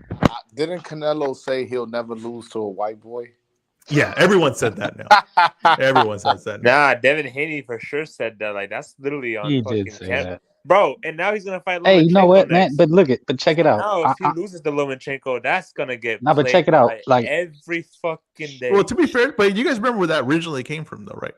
Bernard. Yeah, Bernard said that to Calzaghe and lost. Hey, but for real, I'm from the hood, and I know it sounds racist when you say it. Like I have a lot of black friends, but I really do. It sounds like you're gonna say something super racist right now. That's what it really sounds like. No, Yeah, but bro, that's how. I'd say be careful. Now my black friends, they do. That's what they say. They say they'll be like, man, I'm gonna whoop that white boy ass. Like that's just how they talk. Like it's not something I'm gonna racist. be honest though. I don't take too much offense in it. I mean, I'm not white, obviously, so maybe it's not fair to me to say. But I was never like outraged when someone said that. Now, but even being Mexican, if you fought a white boy, you could not lose to a white boy. Like no Mexican or no black, you could not lose to a white boy. Go ahead, bro. Sorry. No, I just think like y'all really underestimating these Russians, man. These ain't white boys, man. That's what I was gonna say. When I went to Wildcard Gym and we had guys come from Ukraine and Russia and all that, let me tell you something right now. I would lose to a lot of them. That's I'll tell you right now. I would lose to a lot of them. Those dudes are tough. These are very good fighters. It's a funny, like, it's a thing to say, when you're building up a fight and stuff like that. But like, let's just be realistic. Like, there's some very, very good white fighters. Like I remember, when the Europeans were really starting to come on following boxing, like Ricky Hatton, Joe Calzaghe. People did not take Ricky Hatton seriously. I was one of those people. I was I was like, oh, this dude, this white boy, he got nothing. But after you watch his fights and he was a brawler and mugger, you were like, okay, he has a chance. He's gonna beat some people. But people were not taking him that seriously. When I first started taking him seriously is when I seen Lomachenko. I said, oh, this white boy's different. Like that's just how people talk. Hold on. Oh man, we have the Klitschko brothers. Yeah, no, we have a lot of great white fighters. No, but the Klitschko fought, but they fought like the typical European. They were not slick.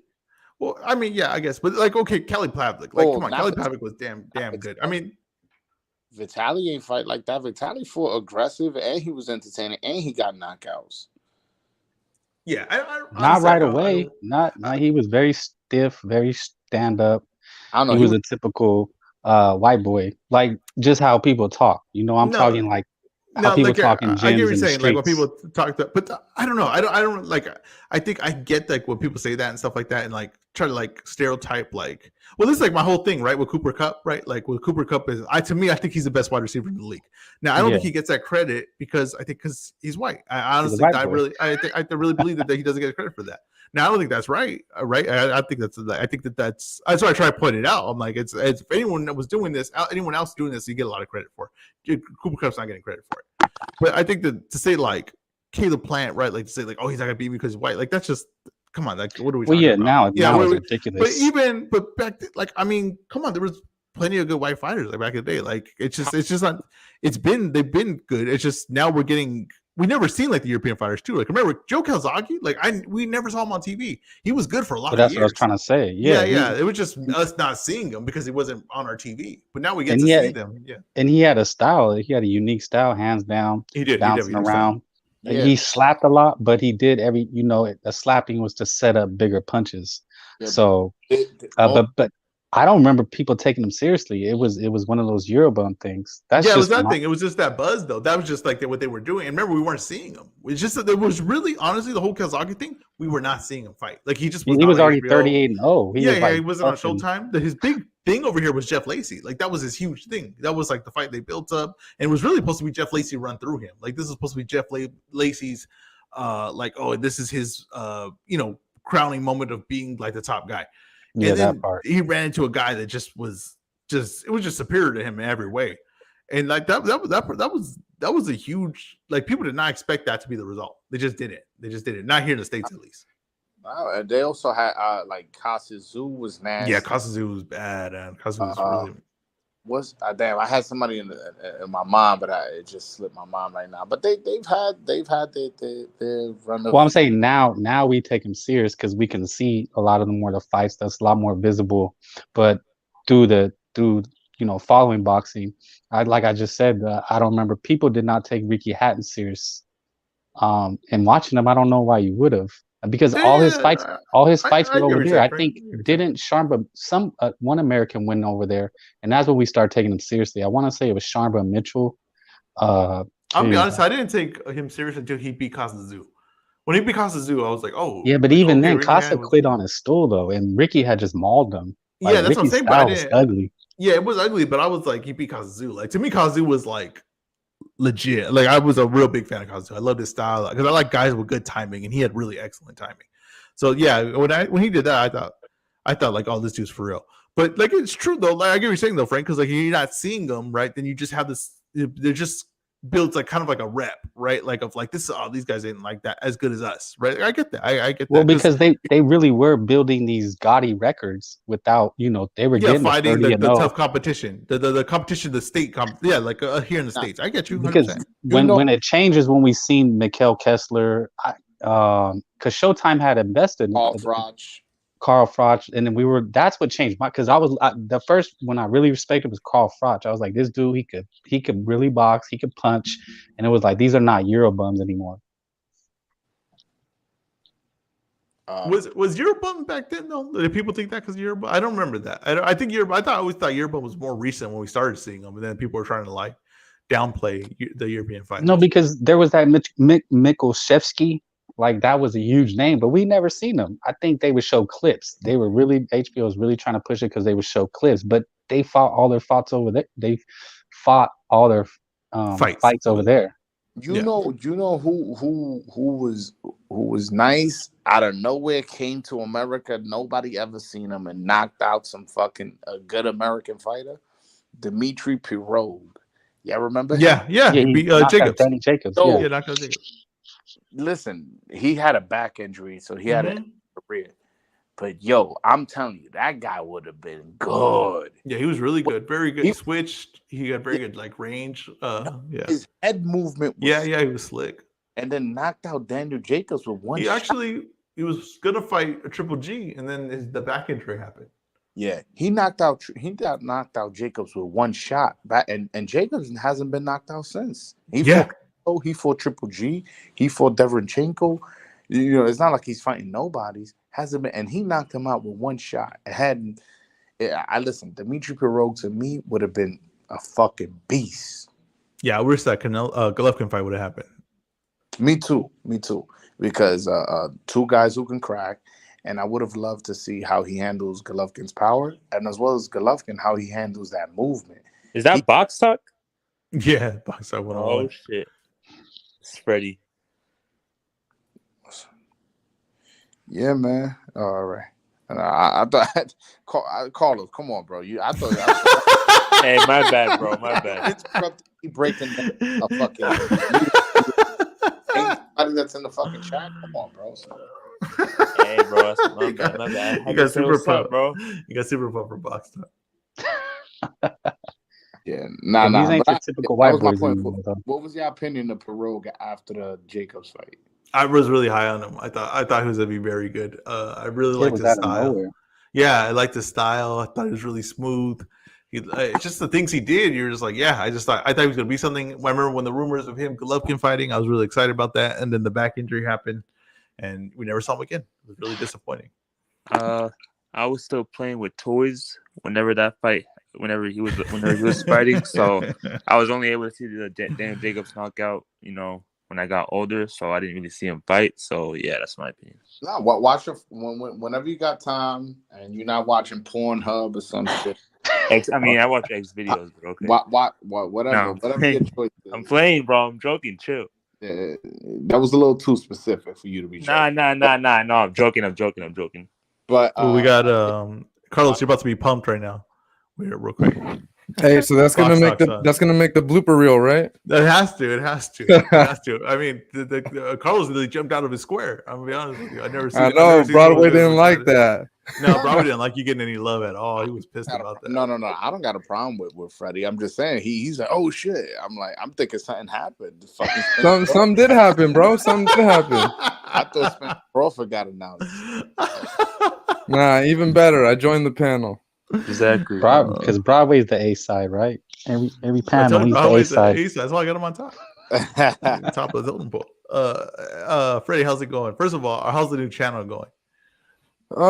It's good, man. I'm not gonna lie, dude. I'm like a little impatient because I'm used to bigger numbers, but it's still doing really, really well. So what happened? What did DAZN do to you? oh, fucking DAZN, man. Yeah, I had some back and forth with them. Long story. I got some emails that I think at some point I would like to release in a video because it makes for a good story. Okay, I got it. I respect it. Yeah, it's just, so you think they're gonna affect you anymore going forward? Posting the fights? I don't know, but I'm not posting their fights on my channel anymore. So okay. Yeah. All right. Well, Yep. It's good to have Box Talk back, and of course, Carlos is excited. So It's good to see you with the panel, man. That's dope. I've been telling you, you got to oh get yeah, on these yeah. panels. We've been doing it on Monday nights now. That's sick, man. You know what happened was Broadway said I'm available Monday nights, and I was like, all right, I guess I do Monday nights now. You know what I mean? So Yeah, it's good to have like another person on with you because then it's good back and forth dialogue. You know what I mean? Yeah. I did what's the name? D Styles thing. I did his. Yeah. Oh, you was on that? Yeah, I did that I think 2 weeks ago. I want to say. Yeah, I fuck with D Styles, but I like it when there's less panelists. I feel like it's too like structured. Like I don't know. If I got a point, man, I want to talk. You know what I'm saying? I gotta get used to it because and I'm the new guy there, and I understand like I don't have like as big of a name as some of the guys there. Like it was Lukey was on there, Yep. Montoya was on there. Mhm. There's just some guys right that has I guess more of a name than I do. So I was constantly getting the last like thing, and it's like it's only so much meat on the bone after 5 people go. You know what I mean? It's like so I had to be real creative. Like I had to have a joke. I had to have it. Like I had to bring the A game after 5 people go and give their opinion. You know who's gonna win this fight? There's only 2 options. If 5 people go, you know what I mean? It's not a lot for me to say after that. See, that's why you got to give hot takes. That's what I'm saying. So I was going with jokes, and then some of them they weren't taking them as jokes. They were like trying to counter my joke, and then no one was talking. Like, okay, you be respectful, and I get it. I was following the format of their show. You don't talk when someone else is talking on the thing, and then I go and the guy's like, "Well, that fight's not gonna happen." I was like, "Whoa!" I even looked up at his square. I was like, "What are you doing?" You're like, "What square are you?" Yeah. I was like, "What's going on here?" Like, you got to get this is my turn. I was patient. I waited 20 minutes for everyone else to stop talking. You know what I mean? But no, I really liked it. It was cool. The first time I was on, it was me, D Styles, and another chick. So it was only 3 of us. And that's perfect. It went really well, and we even interviewed a boxer.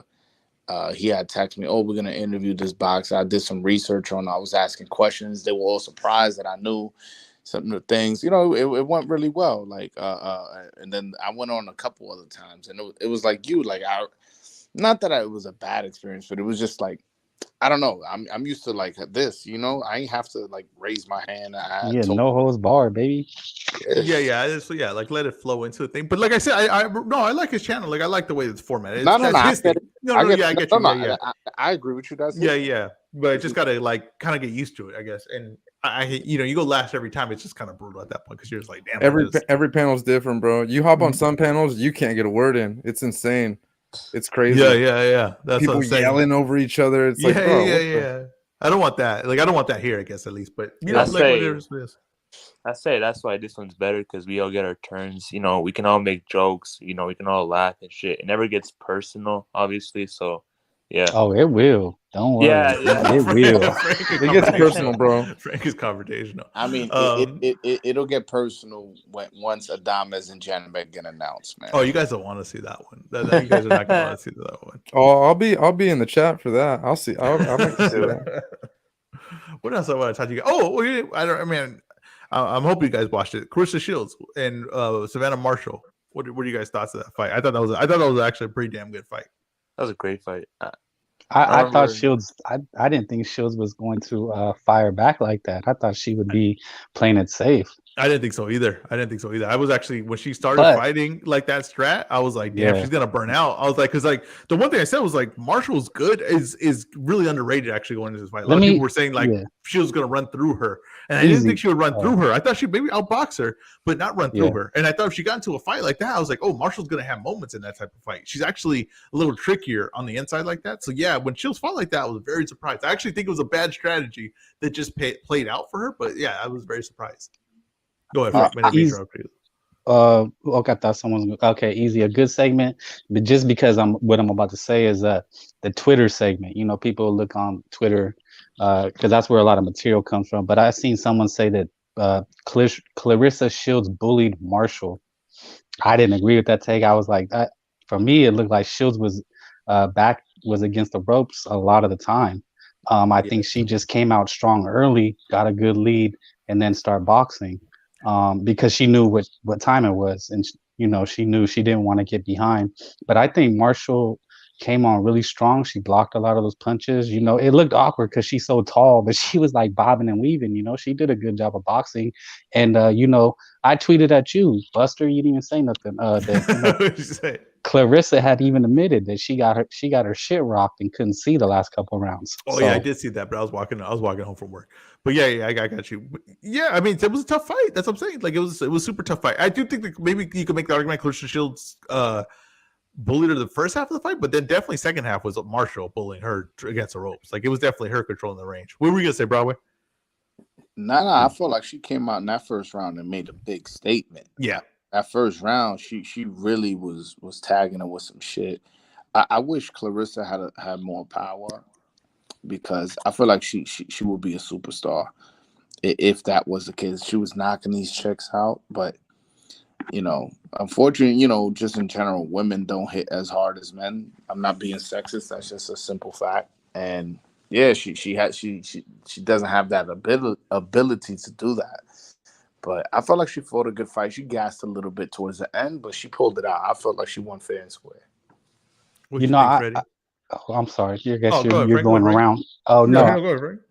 I mean, Frank or whoever. Freddie, who if he was gonna go, he can go. If not, I'll say what I was gonna No, say. go ahead, Frank. I'm down Oh, at the bottom. I'll wait. no, you know, because I thought it was strange that because I had watched did the film study and looked at Clarissa's last 5 fights, and she always looked kind of heavy, looked like water, a lot of water retention. In this fight, she looked really slim. I said, why is she coming in so slim? She probably plans to dance. So I thought that being a lot slimmer than she normally was going to be a disadvantage. But now I see why, is so that she could be a lot quicker to the punch. It was a really good strategy. Another thing too is remember they had to make weight twice, so maybe she wasn't gaining the second time because she had to make weight twice, like right next to each other. And a lot of times like that, you can't gain the weight back. Your body kind of goes into shock. So could be a factor where her body kind of went into shock. Both of Savannah Marshall, Clarissa Shields, Bumgarner, and Mayer all had to make weight within like under a month twice. Like that's pretty actually insane that they had to go back to their training camp, go back to sparring after making weight already, and then go and do the whole system again. Gain your weight and then lose it again. I'm just say what I say. I started talking to everybody, but I think that hurt Mayer the most. Like to me, she looked the most weight drained. I don't think that hurt Alicia because I mean she goes up and down. I don't think she had a problem with weight at all. And like what you said with Shields, she always looks really big in her fights. But this one, yeah, she looked in phenomenal shape. As far as I don't know if it hurt Marshall. I'm not too familiar on her career as much, but I mean, she looked strong. She didn't look like it was a problem for her. Yeah, go ahead, Freddie. I was actually more surprised with Savannah, bro, to be honest with you, because like from the beginning, I expected Clarissa Shields was gonna win. Like that was my expectation, and I thought she was gonna make it look very easy. And I don't think she made it look very easy, but I definitely still feel like she was in control the whole time.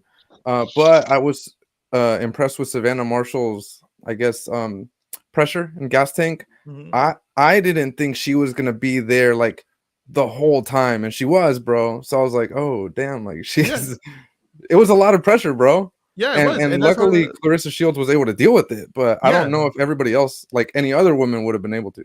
And that's what I thought. Like when people were talking after the end of this, when they were like, "Oh, Shields, like beat her, and ran through her," and I'm just like, I think Marshall needs a little more credit than what happened in this fight Yeah. because I thought Shields won, but I thought Marshall gave a very good performance, especially what people were considering what Marshall was going to do in this fight because a lot of people didn't give her a chance, like I said, and I thought she gave a very good performance. What you think, Carlos? Yeah, I thought it was a good fight. I thought Clarissa Shields definitely. She surprised me because I'll be honest, I thought Savannah was probably gonna win the fight, and I scored a 6-4. And yeah, Clarissa, she was just faster, landing more combinations. And yeah, towards the end, she was definitely backing up a lot more. But I thought at that point, halfway through the fight, she had already racked up enough rounds to win the fight. So yeah, it was a good fight, man. Hopefully, maybe you never know, that could rematch again just because it's gonna be competitive. But we'll see. Yeah, well, there's not a lot of skill level. I mean, that's just be the honest, the truth of it. At a 160 for women's is not a lot of high level fighters. So I think that you're definitely probably gonna see this one again. You might see it 2 more times. That's just honest truth of it. Like honestly, if you're thinking about like fights for Clarissa Shields that make sense in boxing, like the next ones are like Natasha Jonas and Terry Harper, who just moved up 20 pounds themselves to go get to like a weight right below where Shields just fought. So like, there's not a lot of competition. Like I was just saying this. Like if you really want. If you have a daughter and you want her to go pro, you better hope that she could cut weight to like 100. She could get to a size of like 180 and cut to 160. Yeah, that's her best chance of going pro at anything and doing it at a high level because there's just not a lot of fighters to choose from at that weight. Yo, quick question, just to piggyback off of what you said earlier, because I know you mentioned they had to make weight twice, and I know they did. Obviously, they postponed the fight and everything. But what I'm not familiar with, I don't know, and I'm sure one of you guys probably knows is, did they? Because it was like 3 weeks, I think, was the postponement, right? Did they stay there the whole 3 weeks, or did they come back home? I don't think so. I think they came back home. Oh, they did come back home. Okay. Yeah, I think they came back home. Yeah, because I remember Clarissa Shields said she was back sparring like a couple days later. Yeah, got it. I just wasn't sure.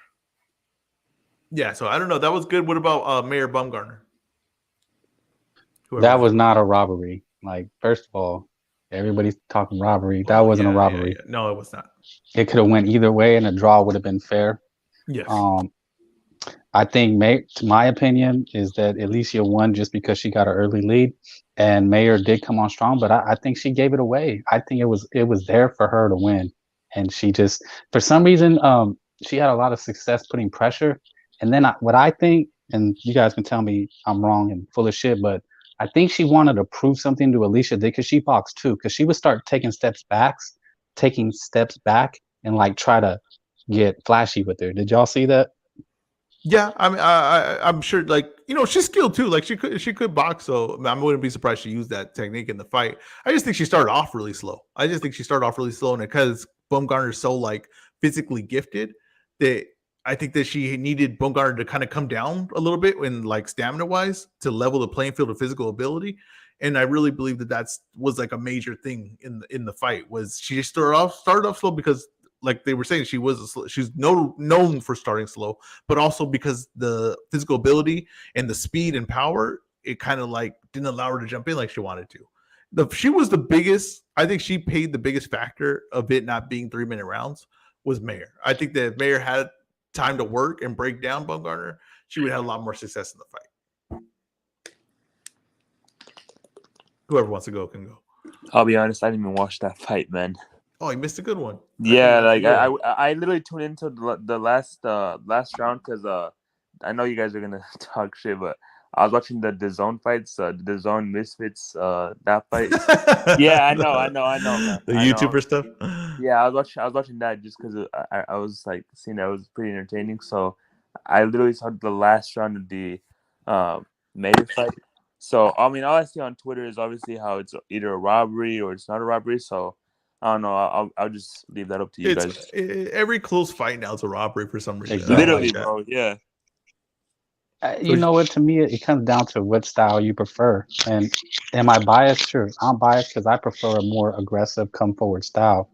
I kind of look at the flash like what Alicia does as kind of lacking substance. You have to do a little more than just like make your opponent look slow. Like she's the way she was moving was making Michaela look kind of slow and flat-footed, and not have the what would you call it, the athleticism that she has. Yeah, she didn't have the athleticism.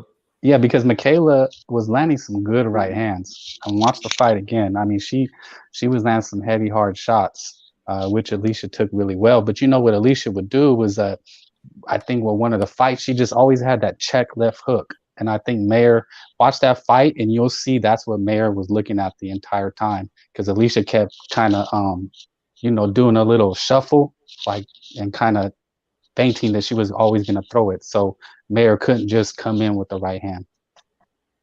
Also, another thing I noticed too is like women, a lot of women's fight, they don't have a good guards like at all. They have horrible guards. It's actually one of like the thing lacking. I think more than power. Like I think people will be like, oh, there's no power. I think guard, like people having a good guard, don't have it. Now I don't know if it's because there's too many rounds, they got to get busy. I don't know if because there's not a lot of power that they're not working specifically on blocking a lot of punches. Could be like the way the amateur system works. I have no idea what it is, but there's just no one had a good guard. I really don't think even in both fights, and I think that it was a lot of like head movement or footwork for defense, but guards just non-existent. And I noticed this in the Serrano fight, Taylor fight. Like I just noticed in a lot of women's fights, they don't have good guards. But yeah, I don't know. That was a good fight. Did you talk on this one, Broadway? Yeah, I saw the fight. I felt like Bumgarner the first 2-3 rounds. I was like, man, she gonna smoke this chick. Like I felt like she was so dominant and landed so clean. Where I thought she was gonna be able to stop Maya, but then Maya adjusted to her credit, started winning some rounds, and I thought Bumgarner won, but I'm not gonna argue with you if you told me you had Maya winning. Thought it was a close enough fight, but yeah, that's how I saw it. I love the trash talk leading up to it. I felt like the trash talk was really good from both sides. Excuse me. And yeah, that's how I felt about it. It was a good fight week for trash talk. Caleb Plant and Darrell was excellent with trash talk. That fight, Bumgarner and Mayer was really good with trash talk. Shields Marshall was good with trash talk. Everything was good. Like there was genuine dislike. I really like that. I think that kind of lacks in boxing. We don't get a lot of dislike like that. What do you think, Freddie? Yeah, I like the trash talk too a lot, to be honest, because without it, I'm not gonna lie to you, without it, I was a lot less likely to go out of my way to watch those fights, especially with I mean, no disrespect to the women's card. I was hyped about the main event. And the co-main event too. Again, very good, very solid co-main event. But I have never before in the past gone out of my way to watch an Alicia Bumgarner fight. I've been at a Michaela Mayer fight there in person, but it just so happened that I was there. Like one of my friends was on the card. I didn't go out of my way to watch Michaela Mayer fight. Like I've seen her fight, but not because I went out of my way to do so. Right. This time around, I went out of my way to make sure, like, oh, I'm not gonna miss that co-main event. Tune in. Yeah, you're gonna tune into this fight. And same thing with the co-main on Wilder Helenius with Plant and Darrell. Yeah, I would have wanted to watch that fight anyways because I like Darrell and I'm not the biggest fan of Caleb Plant, so I would have wanted to watch it anyways. But with it being on at the same exact time as the Devin Haney fight, I wouldn't have made it a priority, if that makes sense. I'll just check the results later, right? But because of the trash talk and because it was like a good buildup, I had to dual screen it. I was like, dude, there's no way I'm gonna miss it, no. It was the buzz was good. Like the buzz was real good, and people I hear like sometimes people be like, oh, this guy talks too much trash, and I'm like, you can't talk enough. I mean, it's just honestly, you got to keep bringing it. If you can bring it like all superstars, it's just the truth of it. All superstars, especially like in America, right? Or especially like if you're going to be a superstar in America, even if you're from another country, but you're going to be a superstar here, it's because you talk trash. You have to have some gift of gab. It just is. That's just the truth of it. And I thought that Darrell did a very good job selling that fight. I thought Plant tried to be cool with it and then would get pissed. And that created a lot of buzz for that fight. But Mayer Bumgarner, they just did not like each other. And I thought that was beautiful. I thought that was maybe didn't play out like the fight. I know Tim Bradley was complaining that they didn't go to war or something like that or didn't fight like that. I mean, he just choosing to be negative but on a really highly skilled fight. But I think that buzz and everything was very good. Well, choosing to be negative, I mean, just remember he was trained by Teddy Atlas. So the thing for is, one like, fight though, right? It wasn't. It was like two. It was three. There was no two. It was It was the Rios and and Pacquiao. Pacquiao. Yeah, Rios and Pacquiao. But the thing is, like Bradley, like I don't know. I just think like if you have a skilled fight like that fight was not boring. I didn't think he said that fight was boring. So like the way he was talking as if like we were watching Shakur versus who was the cop they fought? Nakatilia. Yeah, he was talking like if we were watching that. Like that's the way he was talking. I'm like, hey, you're watching a really high level competitive fight here. What fight are you referring to? What fight are you the Bumgarner Mayor. Tim Bradley was real negative about that fight. And it was just like, yeah, I don't know. I was just like, the weird thing is like those guys are there to sell a fight. Like they're there to like sell the fight you're watching. And sometimes that's a complaint people have. It's the weird thing for him to downplay a fight that he's supposed to be selling. That's the strangest thing to me. I don't really know how he got to that point. I don't know how the producers weren't like, hey, shut the hell up. Because the producers, to me, if I'm the producer in that and he's talking bad about a fight we're trying to sell, I'm going to tell him, hey, shut the hell up because you're talking down on this fight. It doesn't make any sense. I mean, I heard and is the fucking worst, man. ESPN has the worst commentators. You just got to realize there are people that are just don't like the product. And I know some credible people and I listen and they will never accept women's boxing. I really didn't follow it till probably Amanda Serrano, Katie Taylor. I got sold. I really never followed women boxing until then. But I don't think he was like that during the Shields fight. The Shields one, like he was actually like really raving about it, and I think honestly he even used it to put down the other fight. I don't know, it's just strange. There was another thing I noticed in one of the productions was Sean Porter, and he's doing the Frank Sanchez fight, and he's doing like the little gambling bit, right? And he actually doesn't have bad logic with his gambling. I mean, I don't think he knows a lot about gambling, but when he was giving him, he was doing pretty good.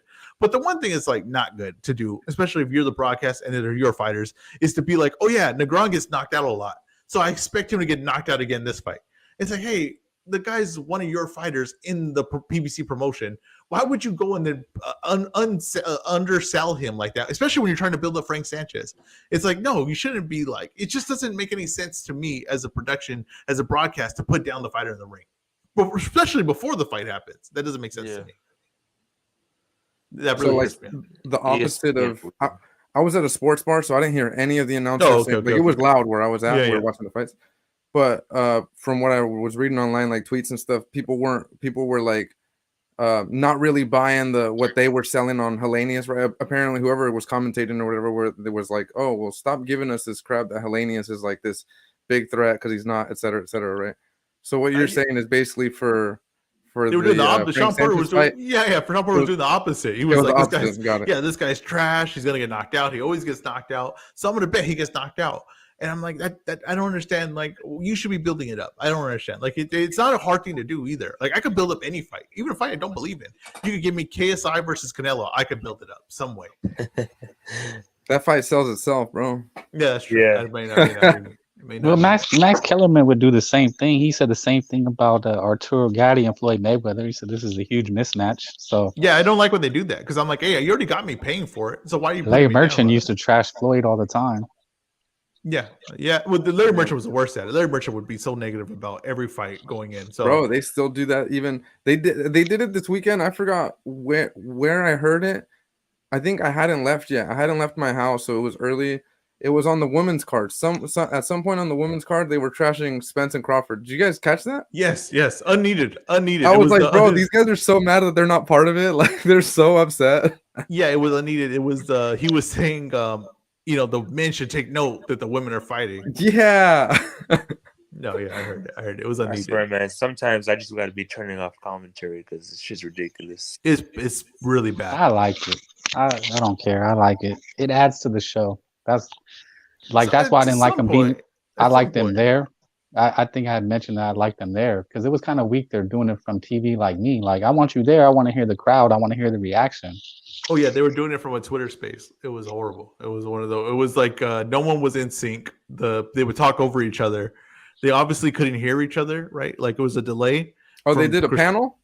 No, yeah. So it was weird. The play-by person was there at the fight. The lady, Christina something. Yeah, Christina Pronter. Oh, and then Tim. Really? I thought she was all right. I don't like it, bro. And then Tim Bradley was doing it from his what'd you say? From his game room or his men's room? Man cave. Yeah, Frank, man cave. Yeah, man cave. Yeah. And who else was there? Ward. Oh, Ward. Yeah, they were doing it from at home. and there was like delays. Like they were obviously she wasn't hearing them at one point, so she was talking over him, or they were like she would talk and then that guy would talk and then she would huge gap because she could tell she was just barely hearing it. It was terrible job. It should have just had easily could have paid someone else just to fly out there if Bradley and Ward didn't want to do it. But yeah, I don't know why they kept going with that strategy. But we're at 2 hours here, fellas, and that's about my limit on what I can do with one of these. Yeah, I feel like one day I'll do a 4-hour one. I don't know what fight that'll be. I want to do honestly what I was gonna do if they signed Terrence Crawford and Spence. I was gonna do a 24-hour podcast. I was gonna start from the morning to night. I was just gonna go 24 hours. Just what's left there more? There's nothing left to talk about. That's what I was saying. I was just so curious. Like I just wanted to know what the experiment would be like. Like just being on here 24 hours, what guest I would get, like everything. I just want to know. I wanted to do it. Maybe I'll do it. If they have that fight, if they finally sign that fight, I'll do a 24-hour podcast. You gotta get some chicks in there. That's what you gotta do. Oh, you're married though. I'm a married man. Yeah, I would say the fact that you even said that. Don't When she you got said cousins? that, I looked. Let me tell you. When you said that, I looked around my corner just to make sure I don't get in trouble. Okay, so there will be no chicks on there. I can guarantee that. But yeah, I might do that. But right now, for as far as today, I'm doing 2 hours. I appreciate you guys coming on. Follow Box Talk 101 if you want to throw a little commercial real quick. Free advertisement for Box Talk. You can, Freddie. Just check out the panel, man. Check out the page, the channel, the Facebook, the Twitter, the everything. I got everything. Box Talk 101. And yeah, man, all different kinds of content. And I appreciate you, Ezra. Thank you for having me on, bro. I appreciate you coming on. Frank, I know you don't got a page yet, but I know it's coming soon. It is. It's coming soon. I'm just on Twitter. Frank Bay Niner. I think that is. Yeah. Yeah, that's the one. And then Carlos, no page or anything, but you want to put your Twitter out there? Thanks for having me. Peace. I mean, of course. I don't really be tweeting too much. I just reply, so I don't really need anything to plug. I'm planning on like soon starting my YouTube, just to like talk about fights. But I don't know. I'll see about that. But yeah. Well, if you want to catch Carlos, you just catch him on my podcast every Monday. He will be on my live. So yeah. So or on Broadway. Exactly. Broadway. You want to throw your advertisement on there? Yeah, man. Follow me on Twitter @_Broadway Joel, on Instagram @Broadway Joel, on YouTube, most importantly, Broadway Joel. And this Wednesday, I will be interviewing a UFC fighter. Wow. He's a Dominican heavyweight. If I'm not mistaken, he's the first Dominican to ever sign with the UFC. His name is Waldo Cortez Acosta.